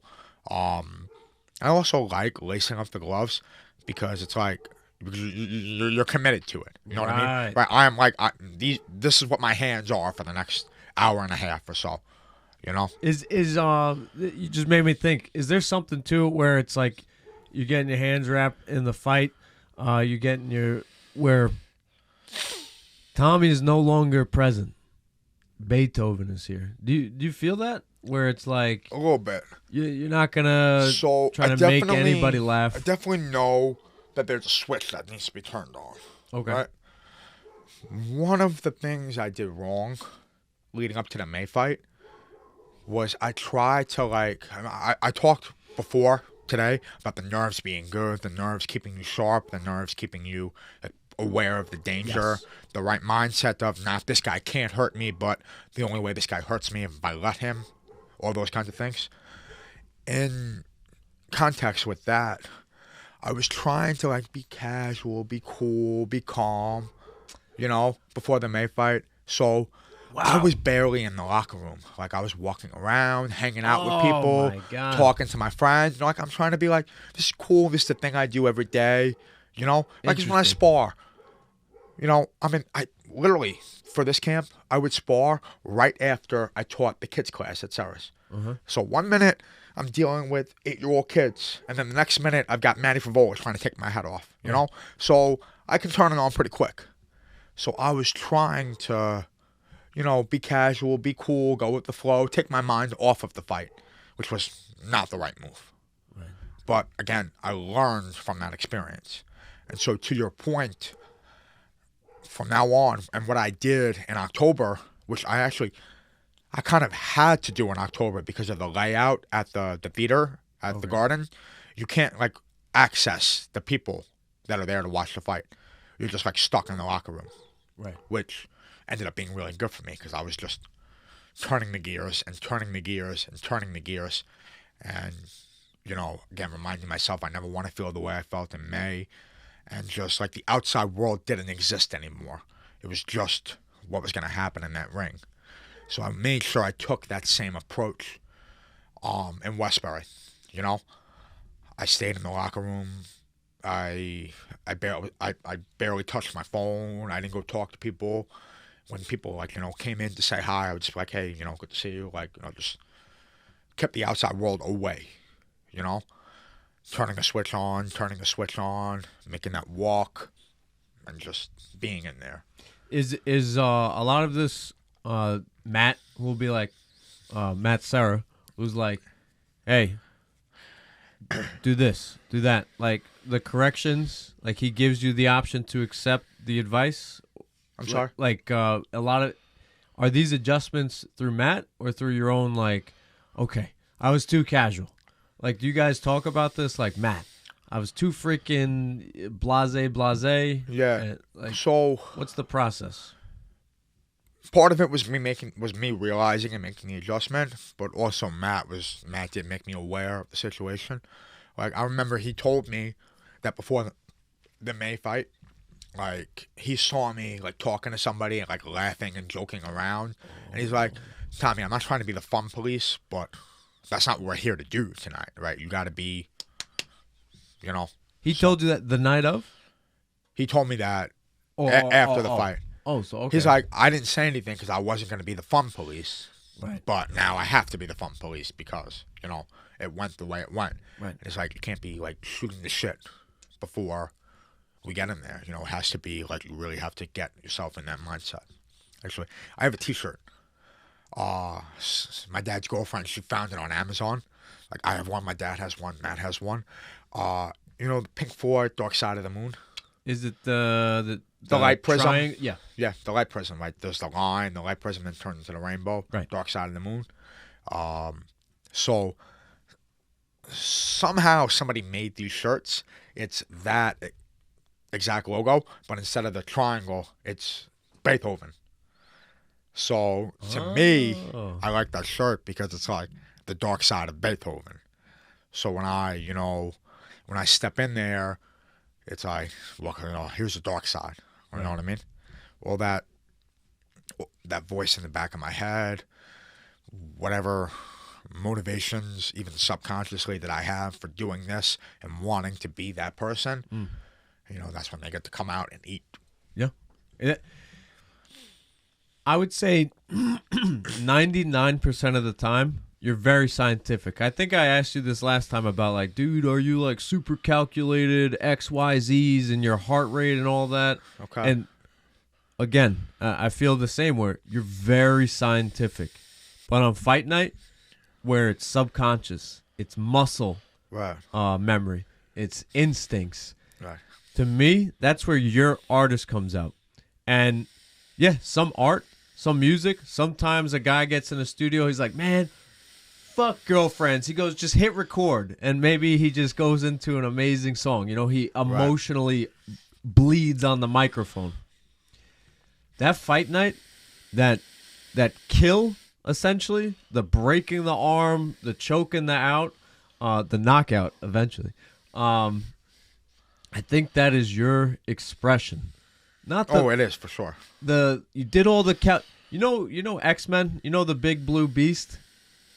Kind of. He has like the glasses, he Yes, always yes, like takes yes. the notes. But then when it's time to fight, no more glasses, no more lab coat. Right. He's like Yeah. like that's your expression. Well, there's a bit of a mythology behind this. So, wait, if I remember, this is your specialty, mythology. I think I asked you what's your like. no, not mythology. Maybe I said it wrong. Methodology. Oh. But didn't you say you like Greek? You said you like Greek. Yeah. So, Greek philosophy is Greek like philosophy. Okay. one of the things I nerd out. My about. bad, man. My bad. Yeah. And Greek philosophy is one of the things I nerd out about. Yes. Okay. My bad. All good. So what's your methodology? So, there's something called the flow state. Right. Okay. If you're a wrestler, or you're a grappler, you're a fighter, kickboxer, you probably know what the flow state is, which is just like we're not thinking anymore. We're just flowing. You know. McGregor Alvarez. Yes. Like instinct, in tune with reaction, in tune with muscle memory, in tune with awareness, like the Neo in the Matrix, like you know what I mean? Just like swatting away Agent Smith's punches, like they're nothing. You know, that's the flow state. Right. So in order to get into the flow state, you can't see some people. They try to just show up to the gym and be in the flow state every day. Doesn't work like that. There's countless hours of drilling and countless repetitions of what you're going to do, countless amount of time spent in these positions that allow you to enter the flow state. You know what I mean? It's going to be awkward before it's going to be smooth every single time. Okay. Right? When I'm teaching kids something in jiu-jitsu or something in wrestling, they're like, this feels weird. I'm like, yeah, because you've never done it before. Because you've never fucking done it before. Like, put the reps in. Put the time in. Nobody picks up a bat and just cranks out home runs on their first day. Right. It takes time. It takes repetition. It takes everything, you know? So I use a scientific approach in terms of, okay, I'm going to keep my heart rate low. I'm going to do some long, steady cardio. That's going to help build up my gas tank. When I lift. Dude, right? that like the adjustments. Like Yes. you're like, okay, just here, Right. just there. Okay, all right. Right. When I lift, you know, again, I have people that do these things for me, but I also, like, I don't just have them do it and I just be a robot. Like, I'm learning what we're doing here. I'm understanding the mechanics. Okay. You know, so okay, we're gonna keep the reps low. We're gonna keep the weight moderate. We're gonna move the weight fast. You know, we're gonna be springing on this foot. We're gonna land on this foot. We're gonna rotate this, like all these kind of things, right? So we're building our power. We're building our speed. We're building our reflexes. Excuse me. Working on the cardio with the long, slow pace. We're doing the puke drills, and we're learning how to stay calm and pick our moments when everything is chaotic. I'm drilling technique with the grappling, and I'm learning the feet. Like, I'm learning what the resistance is, like what the expectation of resistance is. Because when you need, me personally, I learn things best by repping them with minimal resistance, right? Over and over and over again until there's a pattern that I'm familiar with. Mm-hmm. And then once you're familiar with that pattern, you add in the resistance and you make the adjustments where it's necessary. You learn where you can sit and where you can wait and where you have to go and when you have to turn and all these kinds of things. And with the striking, it's like, my head's got to be moving this way, and I got to be coming up from underneath, and I'm feinting, and I'm setting this up, and I'm like, all of these things. Countless hours, countless time, countless reps that go into the ability to have a flow state. Right? So it's a good way to put it. You can't go into the gym every single day and fight. It doesn't work like that. There's work to be done. There's technical work to be done. There's conditioning work to be done, so on and so forth. Once a week, I get Maddie to come down. I get Michelangelo to come down, or I get other guys at Sarah's that I work with. Now, okay, we're going to fight for 3 rounds. Get the film. Take the notes. What went wrong? What went right? What are we working on? Rinse and repeat. Do that every week for 8 weeks.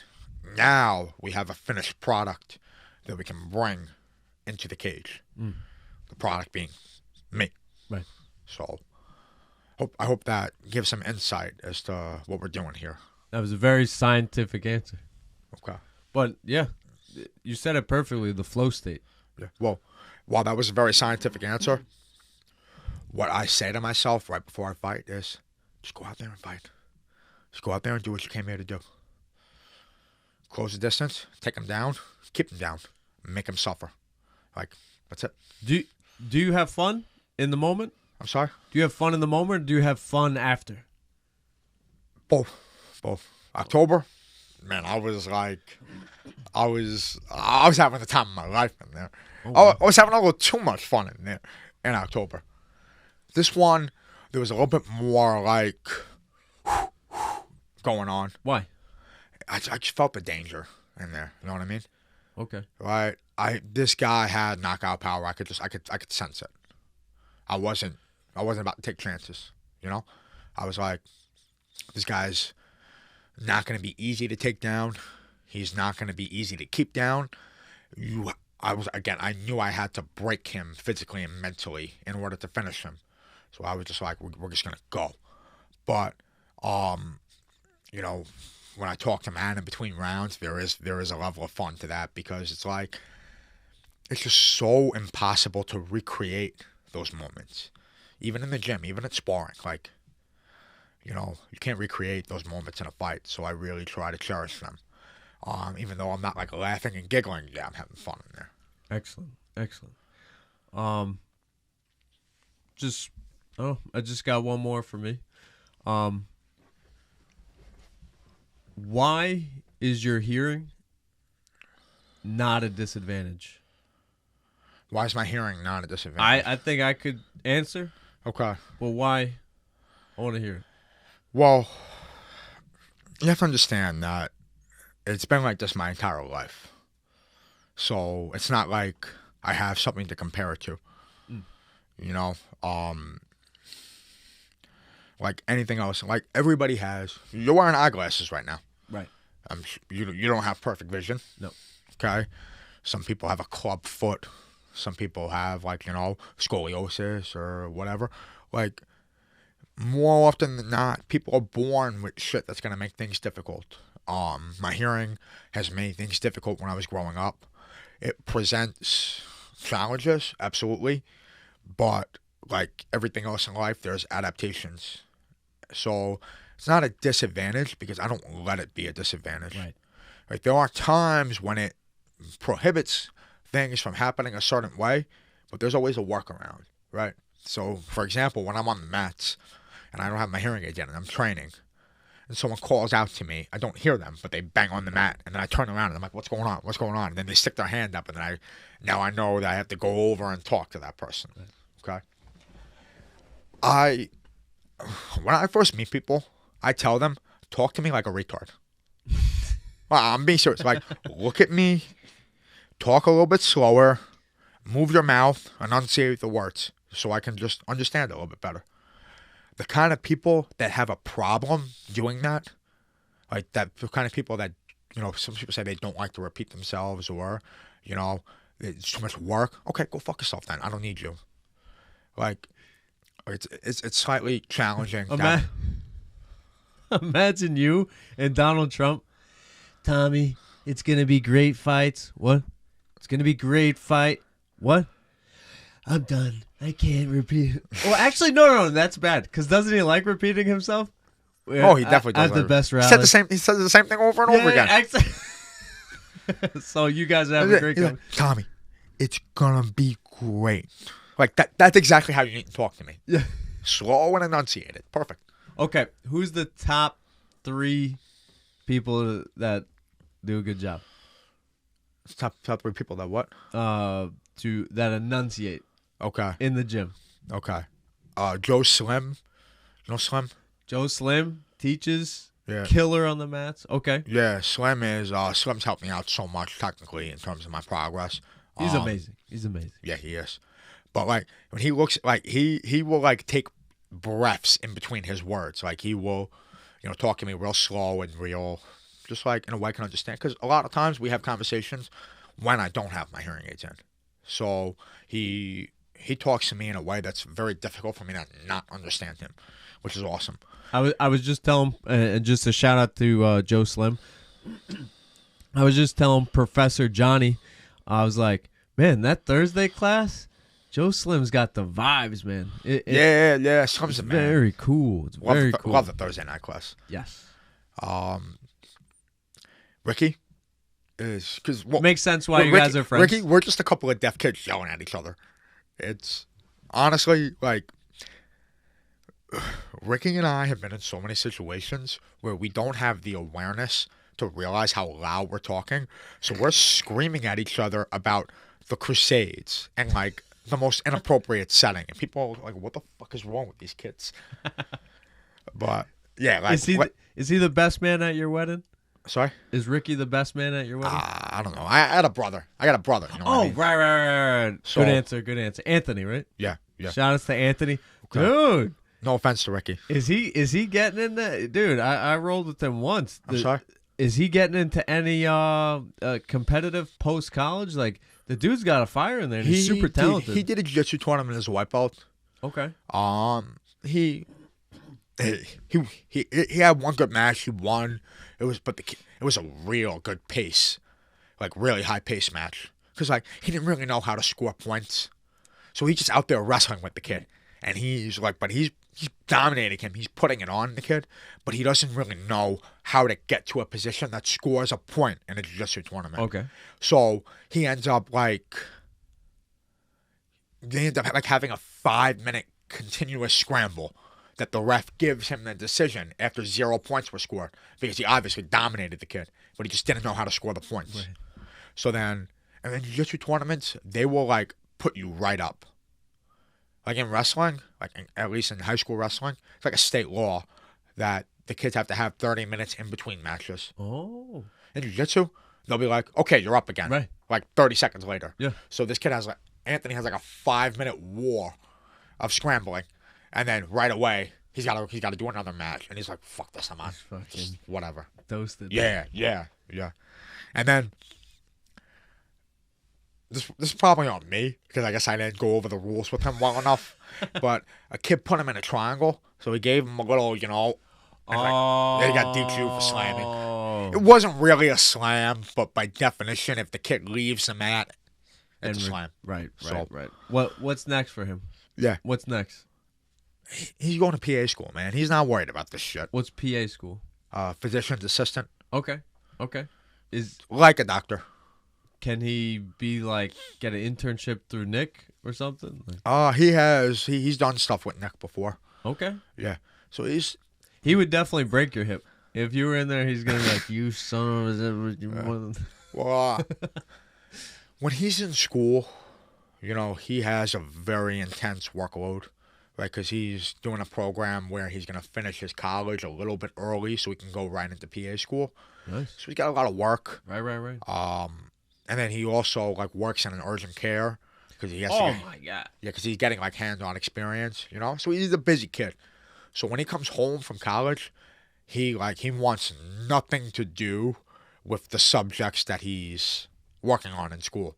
You know what I mean? He wants to work in landscaping or do some construction jobs for a couple of bucks. Right. He wants to go to jiu-jitsu. He wants to go on his friend's boat. He wants to hang out and have a good time. Like, he's not interested in. He has so much of a grind when he's away at school that when he comes home, he needs to actually like take a break. I'm not surprised. Another DiGennaro with a hard work ethic. Oh yeah, he's one of the most disciplined people I've ever met in my life. Wow. I would say he's more disciplined than me. Wow. That says a lot. Well, because easy for me to be disciplined because I love what I do. He's disciplined with shit that's miserable sometimes. That's what Mike Tyson says. Real discipline is doing shit you 100%, don't like. 100%. Well, I appreciate the compliments. I don't always see it that way. It's very easy for me to do what I do mentally. It's very easy for me to do it. I have no problem dieting, even though I love pizza. I have no problem cutting weight. I have no problem doing 2-3 sessions a day. I have no problem doing the conditioning. I have no problem running from the high school wrestling, going from my training to the high school wrestling practice, back to Sarah's, getting home at fucking 11 o'clock at night. I have no problem with it because I love it. Yeah. Dopamine. Fun. Yeah, kind of. Yeah. There's no wall that's like, No. oh my God, I got to read Yeah. 10-page packet. Yeah. Well, I mean, there are times when physically it's like, okay, my body needs a breather. But mentally, like, I believe in it and I just do it. Yeah. And that's where Dr. Nick is getting you right physically. The facility is amazing, man. The red light treatment. Getting treatment with him once a week is essential. Like I said, Sunday is my gear down day. The most I'll do on a Sunday is get some hot yoga in or go in the sauna for a little bit. Maybe a long, slow run. Just something to get the body moving.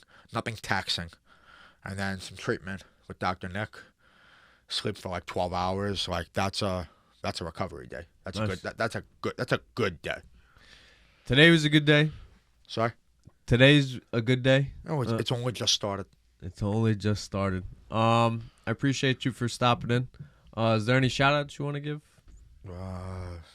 Abe, Byron, Rich, Dr. Nick. Those are my sponsors. Those are my guys. They make everything possible. Matt, how can I not shout out the boss and everything he's done for me? I want to also talk about Nikki, Dina, and Ann, who also fought with me on February 1st. All three of them lost some close decisions. You know, Nikki was definitely 2 rounds to 1. You know, I think that was the right decision. But, you know, Matt was saying how well he made the adjustments after the second round to win the third round. And Matt was saying that the kid barely survived the third round with him, which is, you know, again, to quote Matt, if you're going to lose a decision, that's the way to do it, you know. So Nicky's a scrappy bastard. He's got the heart of a lion. So, you know, hope he doesn't get discouraged and hope he keeps grinding. Because it's always great to have somebody in the gym with you fighting on the same card. It just makes makes the painful things a little less painful when, you know, misery loves company. Dina, she had a kickboxing fight, lost a split decision, which I completely disagree with. Like, I'll tell you flat out, Nicky lost the decision, and he should have, right? It was a clear 2 rounds to 1. Dina, I thought it was at least 2 rounds to 1. It was such a fucked up decision. One judge gave her all 3, and then the other 2 judges gave it to the other girl 2-1. But I thought that was fucked up because I'm watching the fight, and almost the entire fight, all 3 rounds, this girl's back is on the fence. And every time Dina throws a combo, she clinches. And then they break and reset. Like, to me, that is, again, I'm not a kickboxer, and it's hard to score these 2-minute rounds with the headgear on. And, you know, you can't really see what shots are doing damage. But she controlled the cage the entire time. If you're getting backed up into the fence, how can you be winning the fight? You know, unless you're Israel Adesanya playing possum and knocking people out, which obviously didn't happen. So I thought Dina won that fight. But Dina, she fought dead serious last October. And she had a tough loss. She could have taken a very easy fight, but she chose to take a harder fight with Right. an up-and-coming prospect. So hats off to her for that, right, for wanting to have that challenge. Hats off to her for coming back from that loss, for training like a savage, despite being a mom and having a job and having like real life shit to do. You know, she still trained her ass off. And she's an amazing friend and an amazing training partner. So hats off to her. I believe she won that fight, even though 2 judges said she didn't. And that exact same scenario applies to Ann Sarah. Yes. Talk about just a fucking savage. Ann Sarah is an absolute savage. She's got incredible kickboxing. She's a direct product of the Carol Colombo striking program. She trains like a savage. She fights like a savage. And it's almost funny to see her like laughing and smiling while she's sparring and like kicking people's heads off. She has the ability to flip a switch like nobody I've ever seen. Like I talked about how I go from the kids class to sparring. Yeah. Like she will give Matt a hug and a kiss after she's done beating the shit out of somebody for 3 rounds. Like talk about flipping that switch. Sweetest person I know and one of the most vicious kickboxers I know. Yeah, she's... Once again, one judge said she won all 3, and then 2 judges said it was 2-1 for the other girl. I'm not 100%. I might have that slightly wrong, but it was definitely a 2-1 decision. Yes. I also thought she won that fight. Yes. Again, she was 41, and the girl she fought was 26. So the fact that it was even that competitive is such an accomplishment in of itself. And Ann Sarah might be 41. I've trained with this girl. There is nothing about the way she fights and the way she trains that makes you say, "Oh, that's a 41-year-old woman." She's a fucking savage. Yeah. So it was an honor to train and prepare and fight with all 3 of those kids, all three of those people.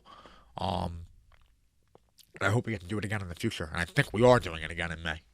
Let's go. Yeah. Some tough decisions. That was bad. But yeah, I mean, and I didn't get to see Greg Tiles fight because I was warming up, but I heard he lost the decision, and some people weren't agreeing with that. It was the right call. He needs to let his hands go. I'm sorry? It was the right call, right Yeah. decision. He gave that guy too many opportunities to recover. Like, Greg is super talented, super well-rounded, great boxing, great fundamentals. I've had the chance to get punched in the face by Greg. Yeah. He could have let his hands go, and he could have finished the fight. Was he going for more takedowns, or? When he had to. Yeah. But it seems like he was waiting for the perfect punch. I gotcha. And Greg's so perfect fundamentals, but the perfect punch never came. And his opponent couldn't be more like slobber knuckles, slugfest, like dripping sweat, swinging from the hips, like looked like a Rocky movie. Okay. And Greg is like super fundamental. Yeah. They couldn't be contrasting styles. And he was like, if he just, I don't know. If he just went after it a little bit more. Yeah. I hear you. But yeah, when he went after it, he got that takedown in the third. He's screaming at the crowd, and it was almost like, "Damn it, I should have started like this." Like, yeah, he's a good wrestler. He's a good wrestler. Yeah, he was at the Savage. When you did the yes, he folk style freestyle. Yeah, Renaissance grappling. Yes, one of me and Ricky's side quests. Yes. So we matched him up with this kid from Vanguard. His name's Jacob. So Greg was all county. Wait, he went with Jacob Tuzinski? Yes. I faced Jacob in a jiu-jitsu match. You did? Good kid. Did he kick your ass? He scored the least amount against me, and I finished on top at the end. He did well. Okay. He's good. Yeah. So Greg was all county and Nassau County. You know, turned into an MMA. Oh, wow. Turned into an MMA fighter. Jacob was all county in Suffolk County. Turned into full-time jiu-jitsu kid. So Look at you, Sean Shelby. what's that? I said, look at you, Sean Shelby. So no, but those two scrapping at each other was exactly what Ricky and I envisioned with Renaissance grappling. Was like wrestling with jiu-jitsu, not jiu-jitsu with wrestling. You know what I mean? Like we for us, the problem with a lot of jiu-jitsu, a lot of submission grappling competitions, is it's Brazilian jiu-jitsu, wrestling optional. Yes. Pull guard, enter the legs, all that kind of stuff. Ricky and I believe that when you grapple, it should start with a hand slap on the feet, fighting for position all the time, Get to the legs off a scramble. Get to the legs off of a takedown. Don't just sit there and, pull the guy on top of you. We're not fans of that. I couldn't speak more highly about you. I was with the USA grappling guys in California, and I was bringing them up to you, and it's like they're doing so much. They're trying to crack through. They're trying to become an Olympic sport, and I'm like talking so highly about you. I'm like, there's these guys on the East Coast, like they come from a wrestling background, but they're open-minded and they're not stubborn. They brought jiu-jitsu as a big part of their life. You would never know that they're wrestlers, D1 wrestlers, and they're just amazing guys. And they're like, yeah, okay. And dude, I'm like, it's the future where it's like, because on that 3 days prior or 3 days later, I was watching a IBJJF purple belt final. Okay. This guy won because he locked the guy in, like the false rape or whatever, the guard from the bottom, but he kept him in a body triangle from the bottom. Like he was guard position, but he put him in a body triangle and he won. Yeah. And I said, that's bullshit. Yeah. I said, that's bullshit. Well, we want to encourage action, Yeah. That's it. Yeah. Like the same thing, USA grappling. Take a step backwards or take a step forward, like the Greco. Right. Like they've incorporated that. And obviously there's submissions, but the action. It's just like when you see someone shake hands, pull guard, invert, take an ankle, and break it right away. It's like I'm not shitting on the skill that's required to do that. Of course. It's obviously not easy to do. It obviously requires a lot of repetition and a lot of training. But again, who wants to see that? Like, literally just like over in 10 seconds because you bent the guy's foot. You seen the Polaris matches? The 30 minutes just rolling around the mat? Yeah. Yeah. Like, let's have a scrap. What is this? Oh, shoot. I forget who it is. But when Ricky has his little ADHD flare-ups, he'll watch, I forget the guy's name. I'm going to ask Ricky about it. But there was like a black belt IBJJF world champion that Ricky used to watch on his phone. This guy would get into these like crazy scrambles in the gi, but he would break people. Like that's what we want to see in grappling. We want to see somebody get broken. Yeah. Somebody get so exhausted that they decide that they can't defend anymore. Right. Like just pour the pace on somebody. When I did my a gi jiu-jitsu match at LIJJN, I took pride in how active that match was. Like scrambling and scrambling and scrambling, and the takedown, going for the back, going for the crucifix, going for the Kimura, just like constantly going for things. You weren't lay and pray. Sorry? You weren't laying and praying. Yes. Yeah, I agree. And the saying where I think it's Khabib who says, if Sambo was easy, it'd be called jiu-jitsu. That should inspire every jiu-jitsu guy, like, come on. Well, as funny as that is, Craig Jones competed. I remember seeing this clip. Craig Jones competed against a Sambo guy in Abu Dhabi and finished him with the knee bar, which is like the signature move in Sambo. Oh. So, again, we're not shitting on jiu-jitsu here. It's just, again, we want to see action. We want to see activity. Right. Like, when Craig Jones competes, it's exciting. Yes. When Nicky Rod and Nicky Ryan and Ethan Crowan, whatever his name is, those B-team guys, when they compete, it's exciting. When the CJI, that event, full of crazy fun matches. Pat Downey. Right? Like Jason Nolf, who's as decorated of a wrestler as they come.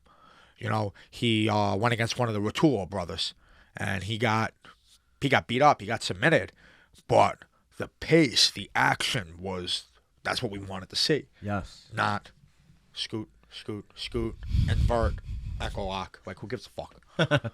Right? Yeah. Thank you, man. I know it's a side quest for you. Yeah. But I can't wait to see you do another event, because I really think the stereotype of jiu-jitsu, it pisses me off. I hate to like, I hate to burst your bubble there, but I actually just had a conversation with Joe Slim about this last week, and we're gonna take a little break from the side quest. okay.